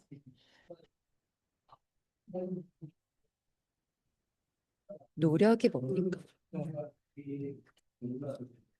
제가 예전에 강의를 했던 한 회사의 이름이 놀공이었어요. 그 놀공이라는 회사는 교육 관련한 게임을 만드는 회사였고요. 음, 그 회사에서 만들었던 가장 재밌었던 교육 게임이 빙 파우스트라는 게임이었거든요. 그래서 파우스트라는 소설 있죠. 그 소설의 구절구절들을 벽면에 쫙 인쇄해놓고 전시를 해놔요. 그리고 거기서 인상 깊은 구절을 내가 모바일로 태그해가지고 구매를 해야 되는데, 구매를 하려면은 화폐가 필요하잖아요. 그 화폐가 친구였어요. 그러니까 원래는 소설의 작에서는 영혼을 팔아야 되잖아요, 엄마한테. 근데 그 파우스트 구절을 내가 구매를 하려면은 영혼 대신에 실제로는 내 폼북에 저장돼 있는 친구를 팔아가지고 마음에 드는 구절을 살 수 있었고, 그래서 가장 친구를 많이 팔아서 파우스트의 의미심장한 구절들을 많이 산 소위 욕망왕이 우승하는 형태의 게임을 만들었던 회사였는데요. 그 회사 이름이 놀공이었고, 회사 사훈이 노력금지였어요. 그래서 저는 이제 거기서 진행 강사로 일을 하면서, 그 회사에서 노력이 금지된 회사에서 일을 하면서, 아, 노력을 금지시켜 놓으니까 사람들이 굉장히 자연스럽게 일을 하는구나, 라는 거를 좀 느낄 수가 있었거든요. 근데 사실 우리가 살 때 노력을 하는 게 미덕이라고 얘기하잖아요. 아직도 여러분들 노력이 뭐다라고 정의를 나눠주시는 분들이 안 계신데, 뭐, 노력하면 그런 거 떠오르죠. 밤새 공부하고, 막 자기 한계를 늘 뛰어넘고, 막 쉬고 싶은데 하나 더 하고, 뭐 이런 게 노력 아니겠습니까? 그러니까 나의 욕망을 참고, 버티고, 이겨내고, 지금의 행복과 미래의 뭔가 성과라고 말할 수 있는 시간을 교환하고, 뭐 이것들이 노력인데, 목표를 이뤄내기 위한 인내 과정. 그렇죠, 영경님. 고맙습니다. 제가 이렇게 길게 말했는데, 이렇게 똑똑하게 명료하게 설명해 주시다니. 근데 왜 노력이 문제가 되는 거냐? 했을 때, 노력 자체는 문제가 안 된대요. 그러니까 즐겁게 하면, 뭐, 인내를 해도 즐거우면 괜찮은 건데, 저항을 하면 안 된다는 거죠. 아, 너무 하기 싫다. 와, 진짜 너무 괴롭다. 와, 어떻게 이렇게 힘들지? 이거는 문제가 된다는 거예요. 왜? 우주에 우리가 주파수를 쏴야 되는데, 이 부정적인 생각을 동반한 주파수는 바라는 대로 이루어지게 하는 주파수가 아니라는 거죠. 자, 여러분, 자연은요, 나무는 그 바위돌 틈새에 조그맣게 나온 싹도 애써서 자라나요? 나무가 막 애써가지고 막 자라는 거 보신 적 있으세요?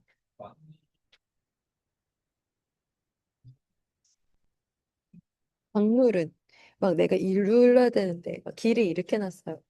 이쪽을 막 설득해가지고 흐르나요? 그게 아니라는 거예요. 음, 그냥 척박하면 척박한 대로, 뭐 길이 막혀 있으면 막힌 대로 흐르는 거죠.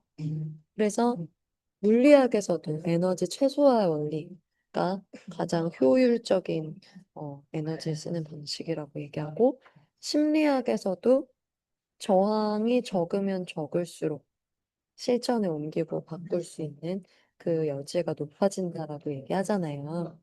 음. 그러니까 저항이 없는 노력을 하려면 핵심 태도 세 가지는 뭐예요? 수용, 책임, 비난, 없음. 이 세 가지가 있어야 된다는 거죠. 저는 이 중에서도 수용과 책임이 가장 중요하다고 생각해요. 왜냐면 수용은 없는데 책임만 있으면 저항이 생겨요. 책임은 없는데 수용만 있으면 아무 변화도 생기지 않아요. 근데 수용이 되고 책임이 있으면 주변의 상황이 어떻게 변하더라도 내가 실천에 있는 그대로 되는 대로 할 수 있는 만큼 옮길 수가 있습니다. 그래서 수용, 책임, 그리고 어떤 선택을 하더라도, 어떤 결과를 마주하더라도 비난 없음. 이 세 가지가 어떤 선택을 하든 그 선택을 실천에 옮기는 사람에게 어, 좋은 퀄리티의 좋은 바라는 바를 이루는 여정을 만들 수 있다라는 거죠.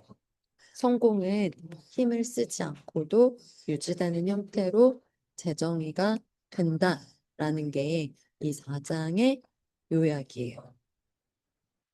근데 점점 노력하면 이루어지는 세상이 지나가고 있어요.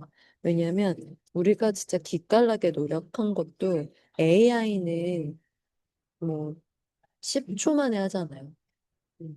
그러면 결과적으로는 재밌게 열린 사고로 AI에게 뭐를 물어볼 것인가를 AI에게 내가 물어보는 것이 진리일수록 AI는 더 우리가 사는 세상을 고도화시켜 줄 거예요. 그렇죠? 근데 내가 AI랑 경쟁하려고 AI를 이겨먹으려고 이렇게 하신다면 결국은 AI가 지배하는 세상의 잠식이 되겠죠.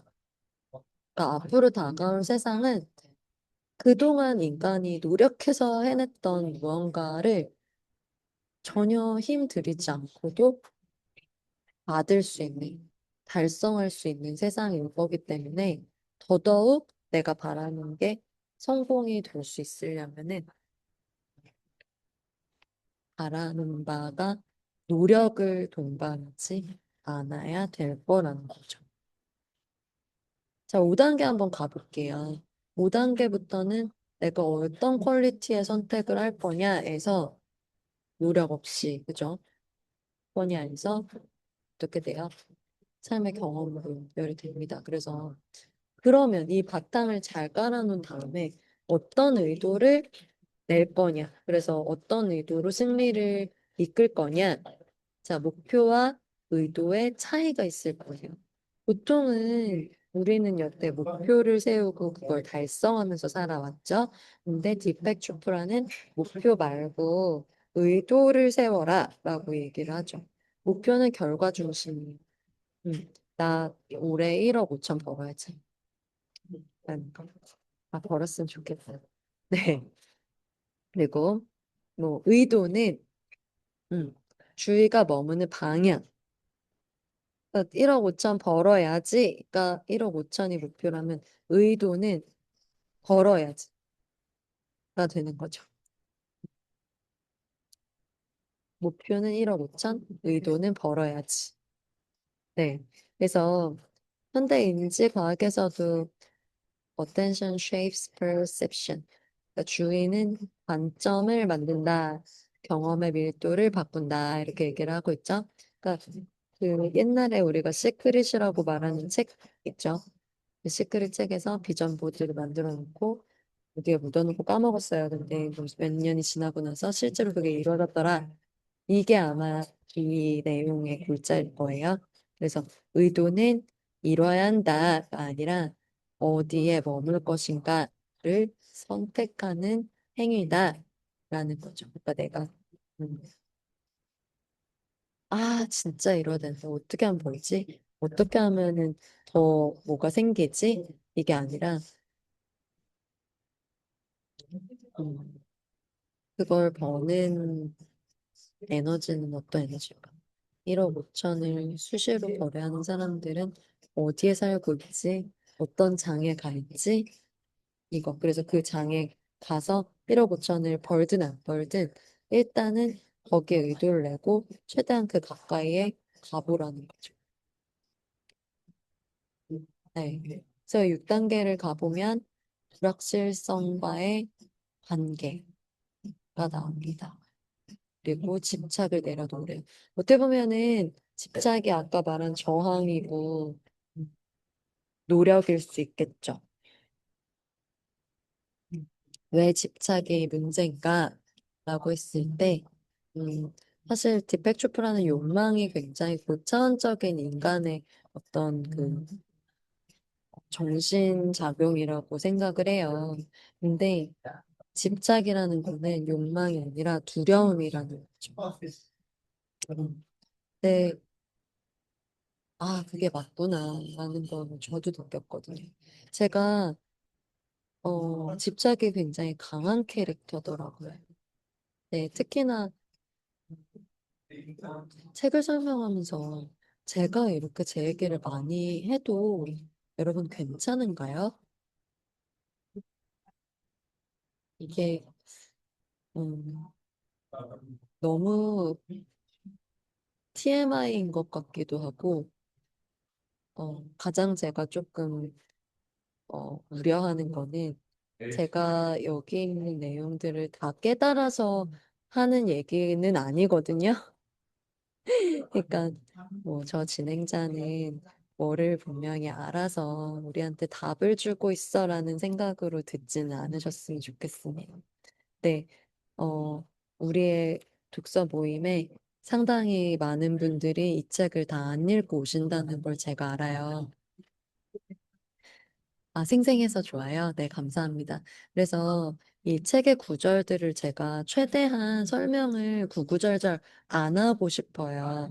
다만 제가 느꼈던 것들을 나누면 그 안에서 어쨌거나 저를 관통한 이야기이기 때문에 그 이야기가 가장 매력 있게 전달됐다고 느끼거든요.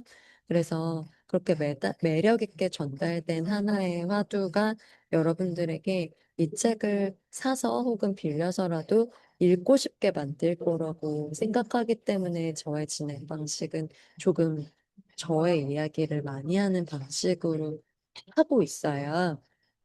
근데 음, 제가 매번 피드백을 받을 수 있는 건 아니니까 혹시 어, 제가 강독을 하면서 제 이야기를 하고 있는 것이 이 책의 전부다라고 착각하시지는 않으셨으면 좋겠습니다. 네, 저의 우려가 잘 전달이 되고 있나요?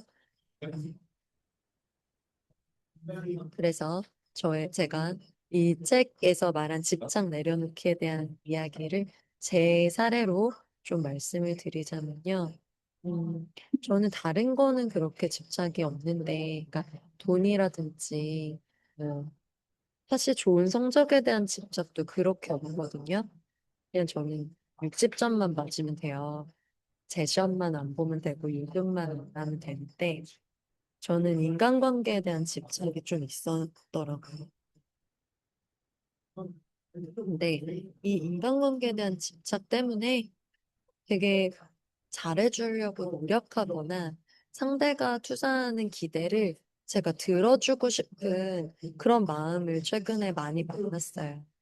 근데 왜 그렇게까지 들어주면서 왜 그렇게까지 그 사람들에게 좀 좋은 사람이고 싶었던가를 들여다보니 그게 이 인간관계가 좀 헤쳐질까 봐에 대한 두려움으로 드러나는 거더라고요.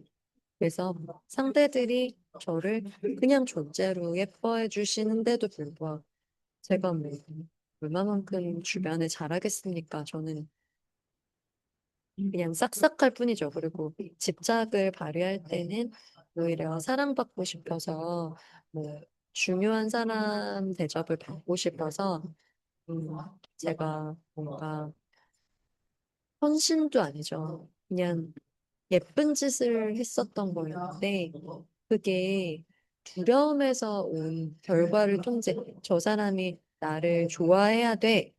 라는, 맞아요. 통제에서 온 거다 보니까 우리 신영 선생님 말대로 너무 잘하려는 것도 부자연스럽고 그리고 더 나쁜 거는 상대가 내가 잘하려고 그렇게 한 건 줄 모르고 나라는 사람이 원래 그런 사람인 줄 알아서 얼마만큼 상대가 애쓰고 있는지를 몰랐을 때 소진되는 거죠. 그러니까 불안한 거는 사실 우리 신영 선생님이 여기 계시지만은 니체라는 철학자가 얘기하기로는 인간의 모든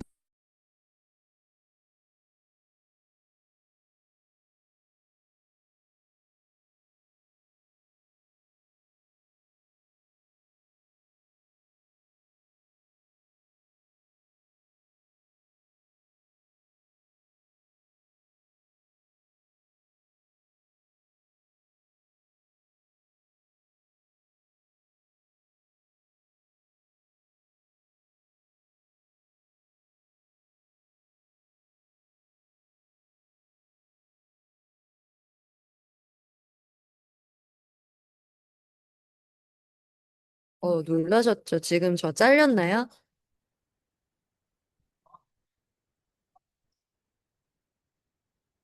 네, 다시. 여러분, 화면도 잘 보이시고, 들리기도 잘 보이시죠? 저 여기 스타벅스예요. 네.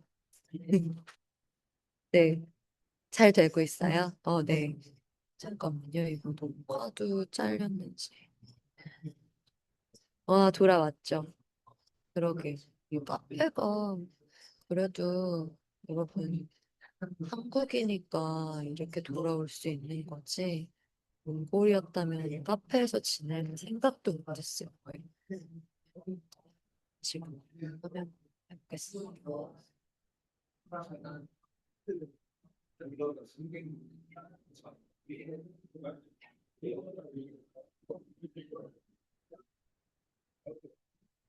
아니란 말이에요.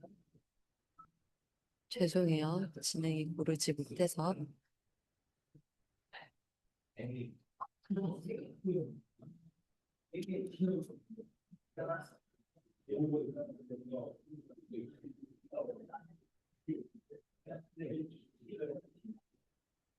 아, 그러면은 윤경 선생님의 무선 이어폰이 문제였군요.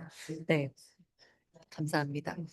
그래서 지금 이게 잘려가지고 나중에 동영상 편집을 어떻게 해야 될지 살짝 걱정이 되긴 하는데, 근데 무튼 계속 이어가 보자면은, 음,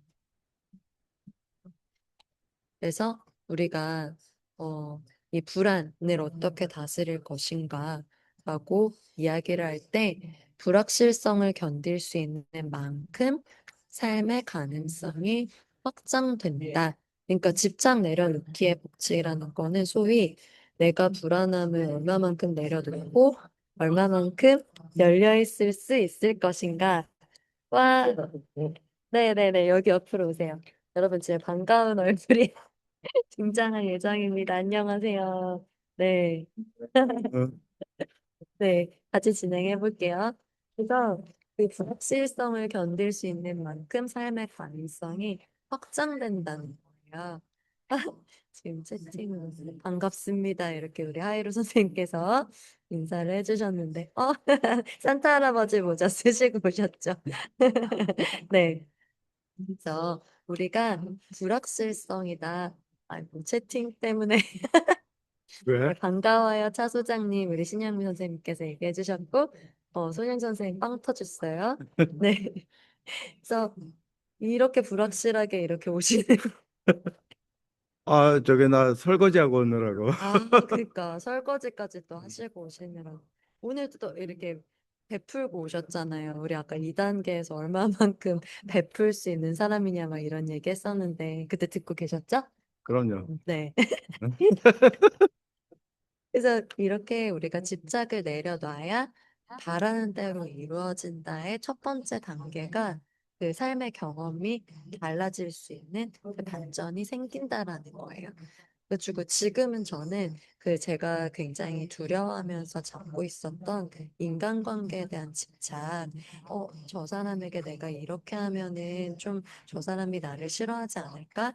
이 관계가 조금 틀어져서 다음번에는 내가 뭐 이런 기대를 이 관계에서는 하는 거 아닐까? 라는 거를 조금 내려놔 보기로 했어요. 음, 그러니까 오히려 되게 가볍고 기쁘더라고요. 네. 그래서 그런 여러분들께서도 어, 인간관계가 아닐 수도 있죠.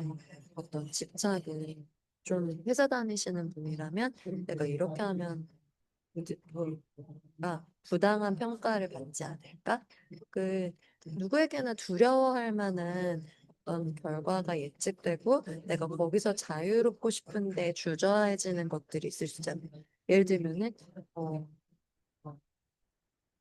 학교에 가기 싫은데 오늘 수업을 땡땡이 치면 어떡해? 이런 거. 그렇다고 제가 학교 안 가겠다는 건 아닌데, 그러니까 가서 내려놓고 수업을 들으면 내가 좀 더 많은 걸 배울 수 있대. 지금 수업에서 내가 모든 걸 다 배워야 돼, 모든 걸 다 이해해야 돼라는 집착을 가지고 수업을 들으면 오히려 내가 바라는 거에 제한이 크게 생길 거라는 거죠. 그게 6단계. 자, 7단계가 마지막 단계예요. 그래서 이 모든 열정이 결국은 우리가 무엇을 바랄 건가, 무엇을 바래서 그걸 어떻게 실현시킬 것인가에 대한 단계를 밟아온 거죠. 디펙 초프라가 뭐라고 얘기하냐면요. 그래서 이제 이 모든 것들을 다 끊어내고 다 내려놓고 난 다음에는 뭐를 하래요? 바래보래요. 직접 한번 바라는 걸 해보래요. 우주의 에너지를 쏴보래요.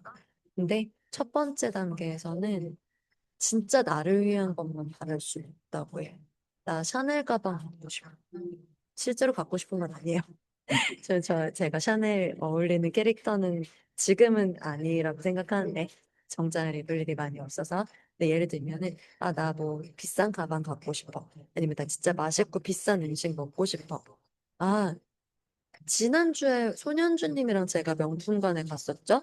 그래가지고 손현주님이 우리 뭐 발렌티노 운동화 사고 싶어 그런 거 있었잖아요.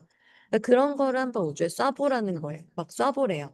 근데 그것들도 앞단에 우리 6단계까지 하나씩 하나씩 내려놔야 될 걸 내려놓으면 생각보다 쉽게 생긴다는 거예요.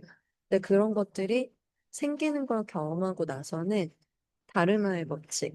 내가 이 지구별에 왜 왔어? 내가 뭐 태어나서 죽을 때까지 이 인류를 위해서 어떤 좋은 기여를 하고 갈 거야? 이런 조금 어, 거시적인 관점의 원리스적인 관점의 역할. 나도 이렇고 지구에도 이런 것들을 바래보라. 그런 이야기들을 하는 거예요. 그래서 처음 장에서는 역할 이전의 나, 그냥 완전히 개인의 나를 얘기한다면 마지막 장에서는 그래서 우주에 내가 어떤 기여를 할 거야? 참여하는 우주를 해보라는 거죠. 지금 시기가 너무 좋아요. 왜냐면 개인의 노동력, 개인의 능력치는요, 다 AI보다 너무 초라해요. 그래서 내가 아무리 노력해도요, 나의 개인의 어떤 도의적인 큰 의미에서의 어떤 그 관점이 없이는 내가 아무리 노력해도 내가 원하는 걸 얻기가 너무 힘들 거예요. 이제는 경쟁 상대가 인간이 아니고 뭐예요? AI잖아요.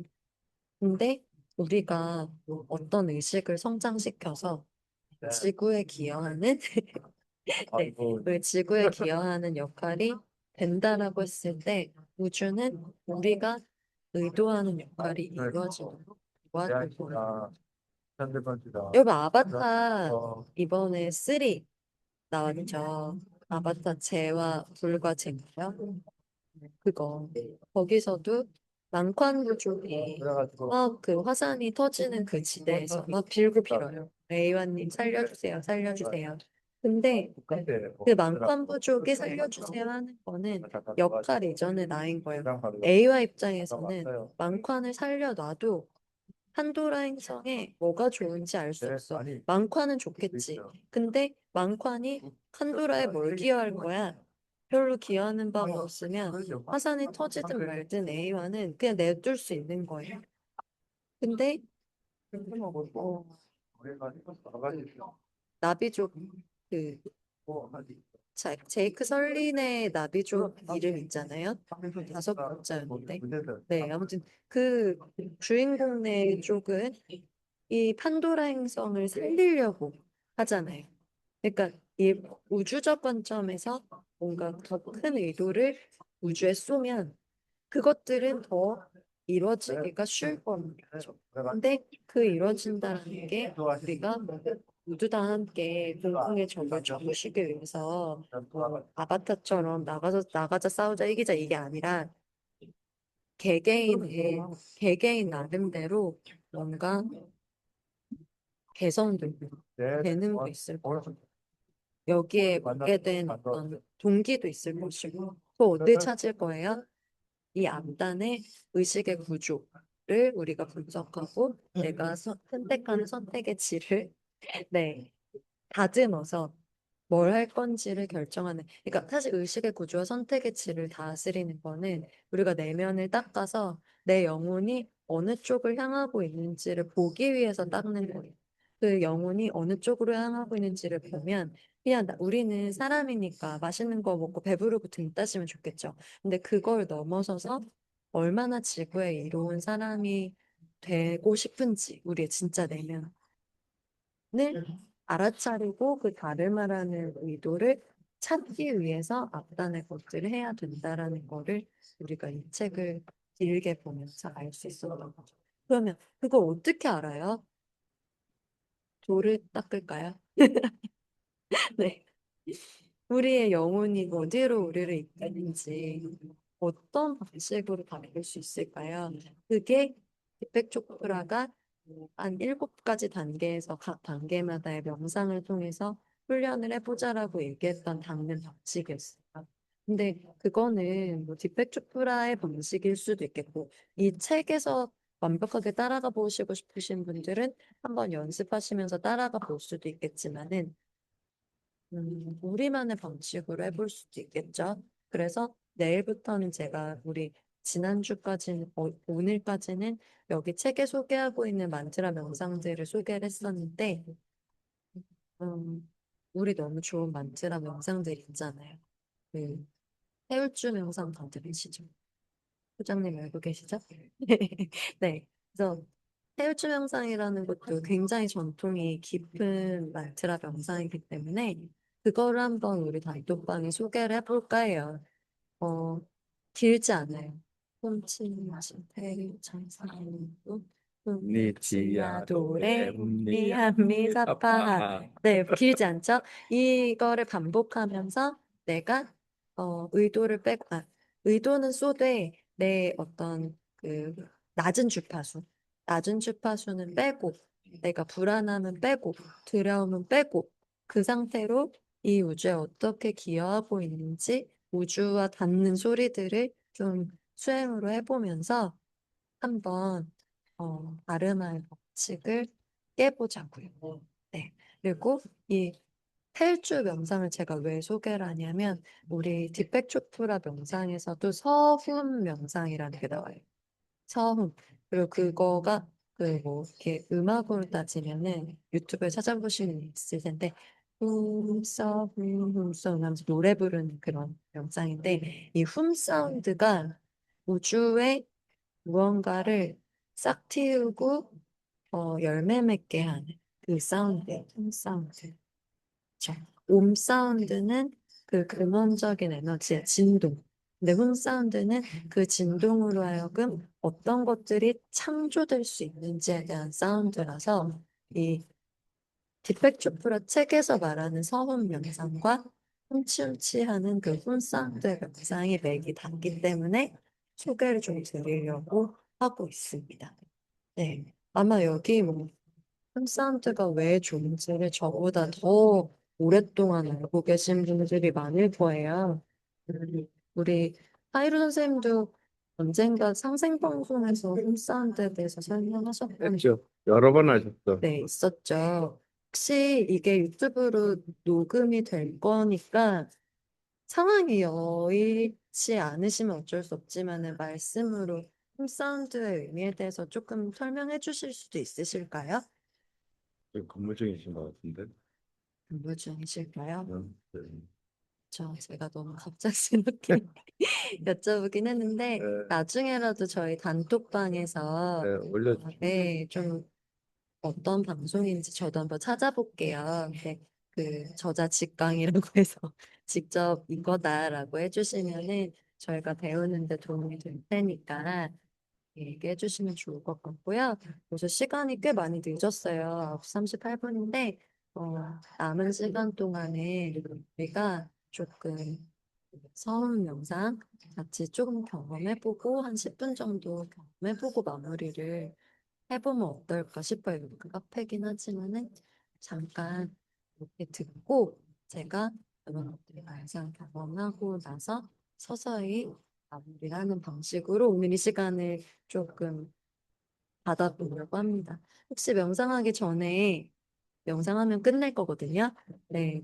혹시 뭐 소감이나 이런 것들 나누시고 싶은 분들 계실까요? 오늘은 투 호스트라서 더 풍성했죠? 깜짝 호스트. 네. 네. 음. 어떠셨어요, 오늘?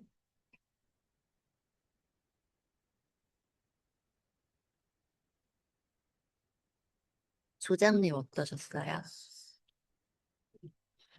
어, 제가 도당에 있다가 좀 또 너무 좋으신 분들하고 저 빨리 치워야 되잖아요. 그러니까요. 그래서 또 치우고 아쉬워가지고 근처에 있는데 와서 또 한잔 하다가 막 빛보다 빠르게 치우셨네. 그래가지고 여기 왔는데 마지막 7단계 보니까 다르마의 법칙이라는 게 있는데 다르마라는 거는 너무 좋은 거 아니에요, 그죠? 너무 좋죠. 너무 좋죠. 나를 어, 확장해서. 나를 확장하는 거지. 근데 나는 다르마도 좋지만 카르마가 더 좋아. 아, 그래요? 어, 오, 죄가 많아서 그런가? 어? 그쵸. 어, 카르마가 많아서 어, 그거를 다 털고 갈 수 있으면 그렇죠, 그렇죠, 진짜 이번 생은 정말 맞아요. 성장하고 아니 사람이 완벽한 사람이 어디 있어요? 맞아요. 예수도 그렇고 음, 부다도 그렇고 네, 모든 게 그렇잖아요. 맞아요. 근데 그래서 어쨌든 어 우리가 이 황클독 하면서 너무 좋은 게 어제도 좋았지만 어제는 제가 다른 거 독서네. 했는데 이 독서라는 거가 그런 거 같아요. 내가 살아보지 못한 인생을 내가 사는 것보다 더 리얼하게 맞아. 느끼는 게 독서를 통해서 간접 경험. 간접 경험이라는 게 너무 좋은 것 같아가지고 맞아. 어제도 너무 좋고 그 좋음이 오늘 하루 종일 또 이렇게 에너지가 뻗쳐서 또 오늘 또 이렇게 너무 좋은 또 모임에 와서 끝내고 또 여기까지 온 거가 너무 좋고 어쨌든 여러분 독서하십시오. 책을 읽으십시오. 네, 자기가 못 느낀 그 인생을 너무 많이 받아들이고 또 그거를 또 이렇게 좋아하시는 분들이 모여가지고 에너지 좋으신 분들이 이렇게 하는 거는 정말 정말 축복입니다. 안 음, 그래요? 그쵸, 맞아요. 엄청 축복이에요. 사실 뭐 명상은 우리가 톡방에도 공유해야 될 것 같아요. 근데 다른 분들 소감을 읽어드리자면 우리 윤경 선생님이 집착에 대해 나를 좀 더 객관적으로 생각해보는 기회가 되었습니다. 감사합니다. 이렇게 얘기해 주셨어요. 네, 집착이 두려움이다라는 거 아마 생각해 보실 수 있게 되셨을 거예요. 그리고 신영미 선생님은 바라는 대로 말하는 대로 하는 게 쉽지 않네요. 네. 차 소장님처럼 베품에 진심인 사람이 되고 싶. 어디 누가? 여기 신영미 선생님. 네, 차 소장님 닮고 싶대요. 아, 네, 이렇게 예쁜 얼굴도 닮고 싶죠? 네. 아, 아니 우리 제가 책에다 그림도 그려드렸는데 우리 언제든지 제 전화번호 아시죠? 언제든지 전화하시면 제가 아주 지극정성으로 모시겠습니다. 우와, 네. 안녕. 그리고 성경 선생님은 오늘도 애써주셔서 감사합니다. 처음부터 참여 못한 것이 죄송할 따름 고막 여친님, 꼭 저를 고막 여친님이래요. 그래서 강의 듣다가 경계에 대해 생각하다가 게스트 선생님의 메런도 생각나셨대요. 매일매일 열심히 달리기 하시니까 누가? 현경님, 오, 네네. 그래서 매일매일 열심히. 경경아 열심히 뛰어라. 네, 그리고 신영미 선생님이 까르마의 맛을 덜 보셨어요, 두 분. 까르마와 다르마가 부딪힐 때는 이거는 오늘 우리 소장님이 답을 주셨어요. 까르마와 다르마가 부딪힐 때는 까르마. 까르마. 네, 까르마 먼저 까르마. 해소하고 응, 다르마는 까르마 응, 다음에. 까르마. 네. 까르마. 아무리 응. 나를 확장시켰다 해도 바로 내 눈앞에 당면 과제가 풀리지 않으면 이거 다름하는 큰 의미가 없는 것 같아요. 그러니까 없어. 내 가족 챙기고 그럼. 내 조상님 챙기고 맞아요. 내 내면의 문제 챙기고 맞아요. 네, 응. 그렇죠. 그리고 윤은영 선생님은 저는 책 내용이 너무 어려워서 진도가 잘 나가지 않았어요. 네, 추상적인 내용을 예를 들어서 쉽게 설명해 주셔서 많은 도움이 되었어요. 저도 베품에 진심인 사람이 되고 싶어요. 감사합니다. 차 소장님 반가웠습니다. 어, 윤은영님. 네, 저는 아직 못 뵀었는데, 저도 아직 못 뵌 것 같은데요. 네, 은영님, 아마 저희 공식 모임을 제가 아까도 차 소장님한테 살짝 얘기했는데, 제 생일 파티로 해볼까 해요. 아, 저 네, 그때 봬요. 그때 혹시 오실 에, 수 에, 있으면 에. 꼭 뵙고 싶습니다. 그럼요. 네. 에. 그래서 여기 계신 분들은 단톡에 계시니까 제가 다음 장에 준비한 그 명상 영상은 따로 보내드리고요. 여기도 이제 10시면은 문 닫아서 여기도 저 마무리해야 될 것 같고 오늘 독서 모임은 네, 여기서 여기서 마무리하도록 할게요. 사랑합니다. 자, 고맙습니다. 어.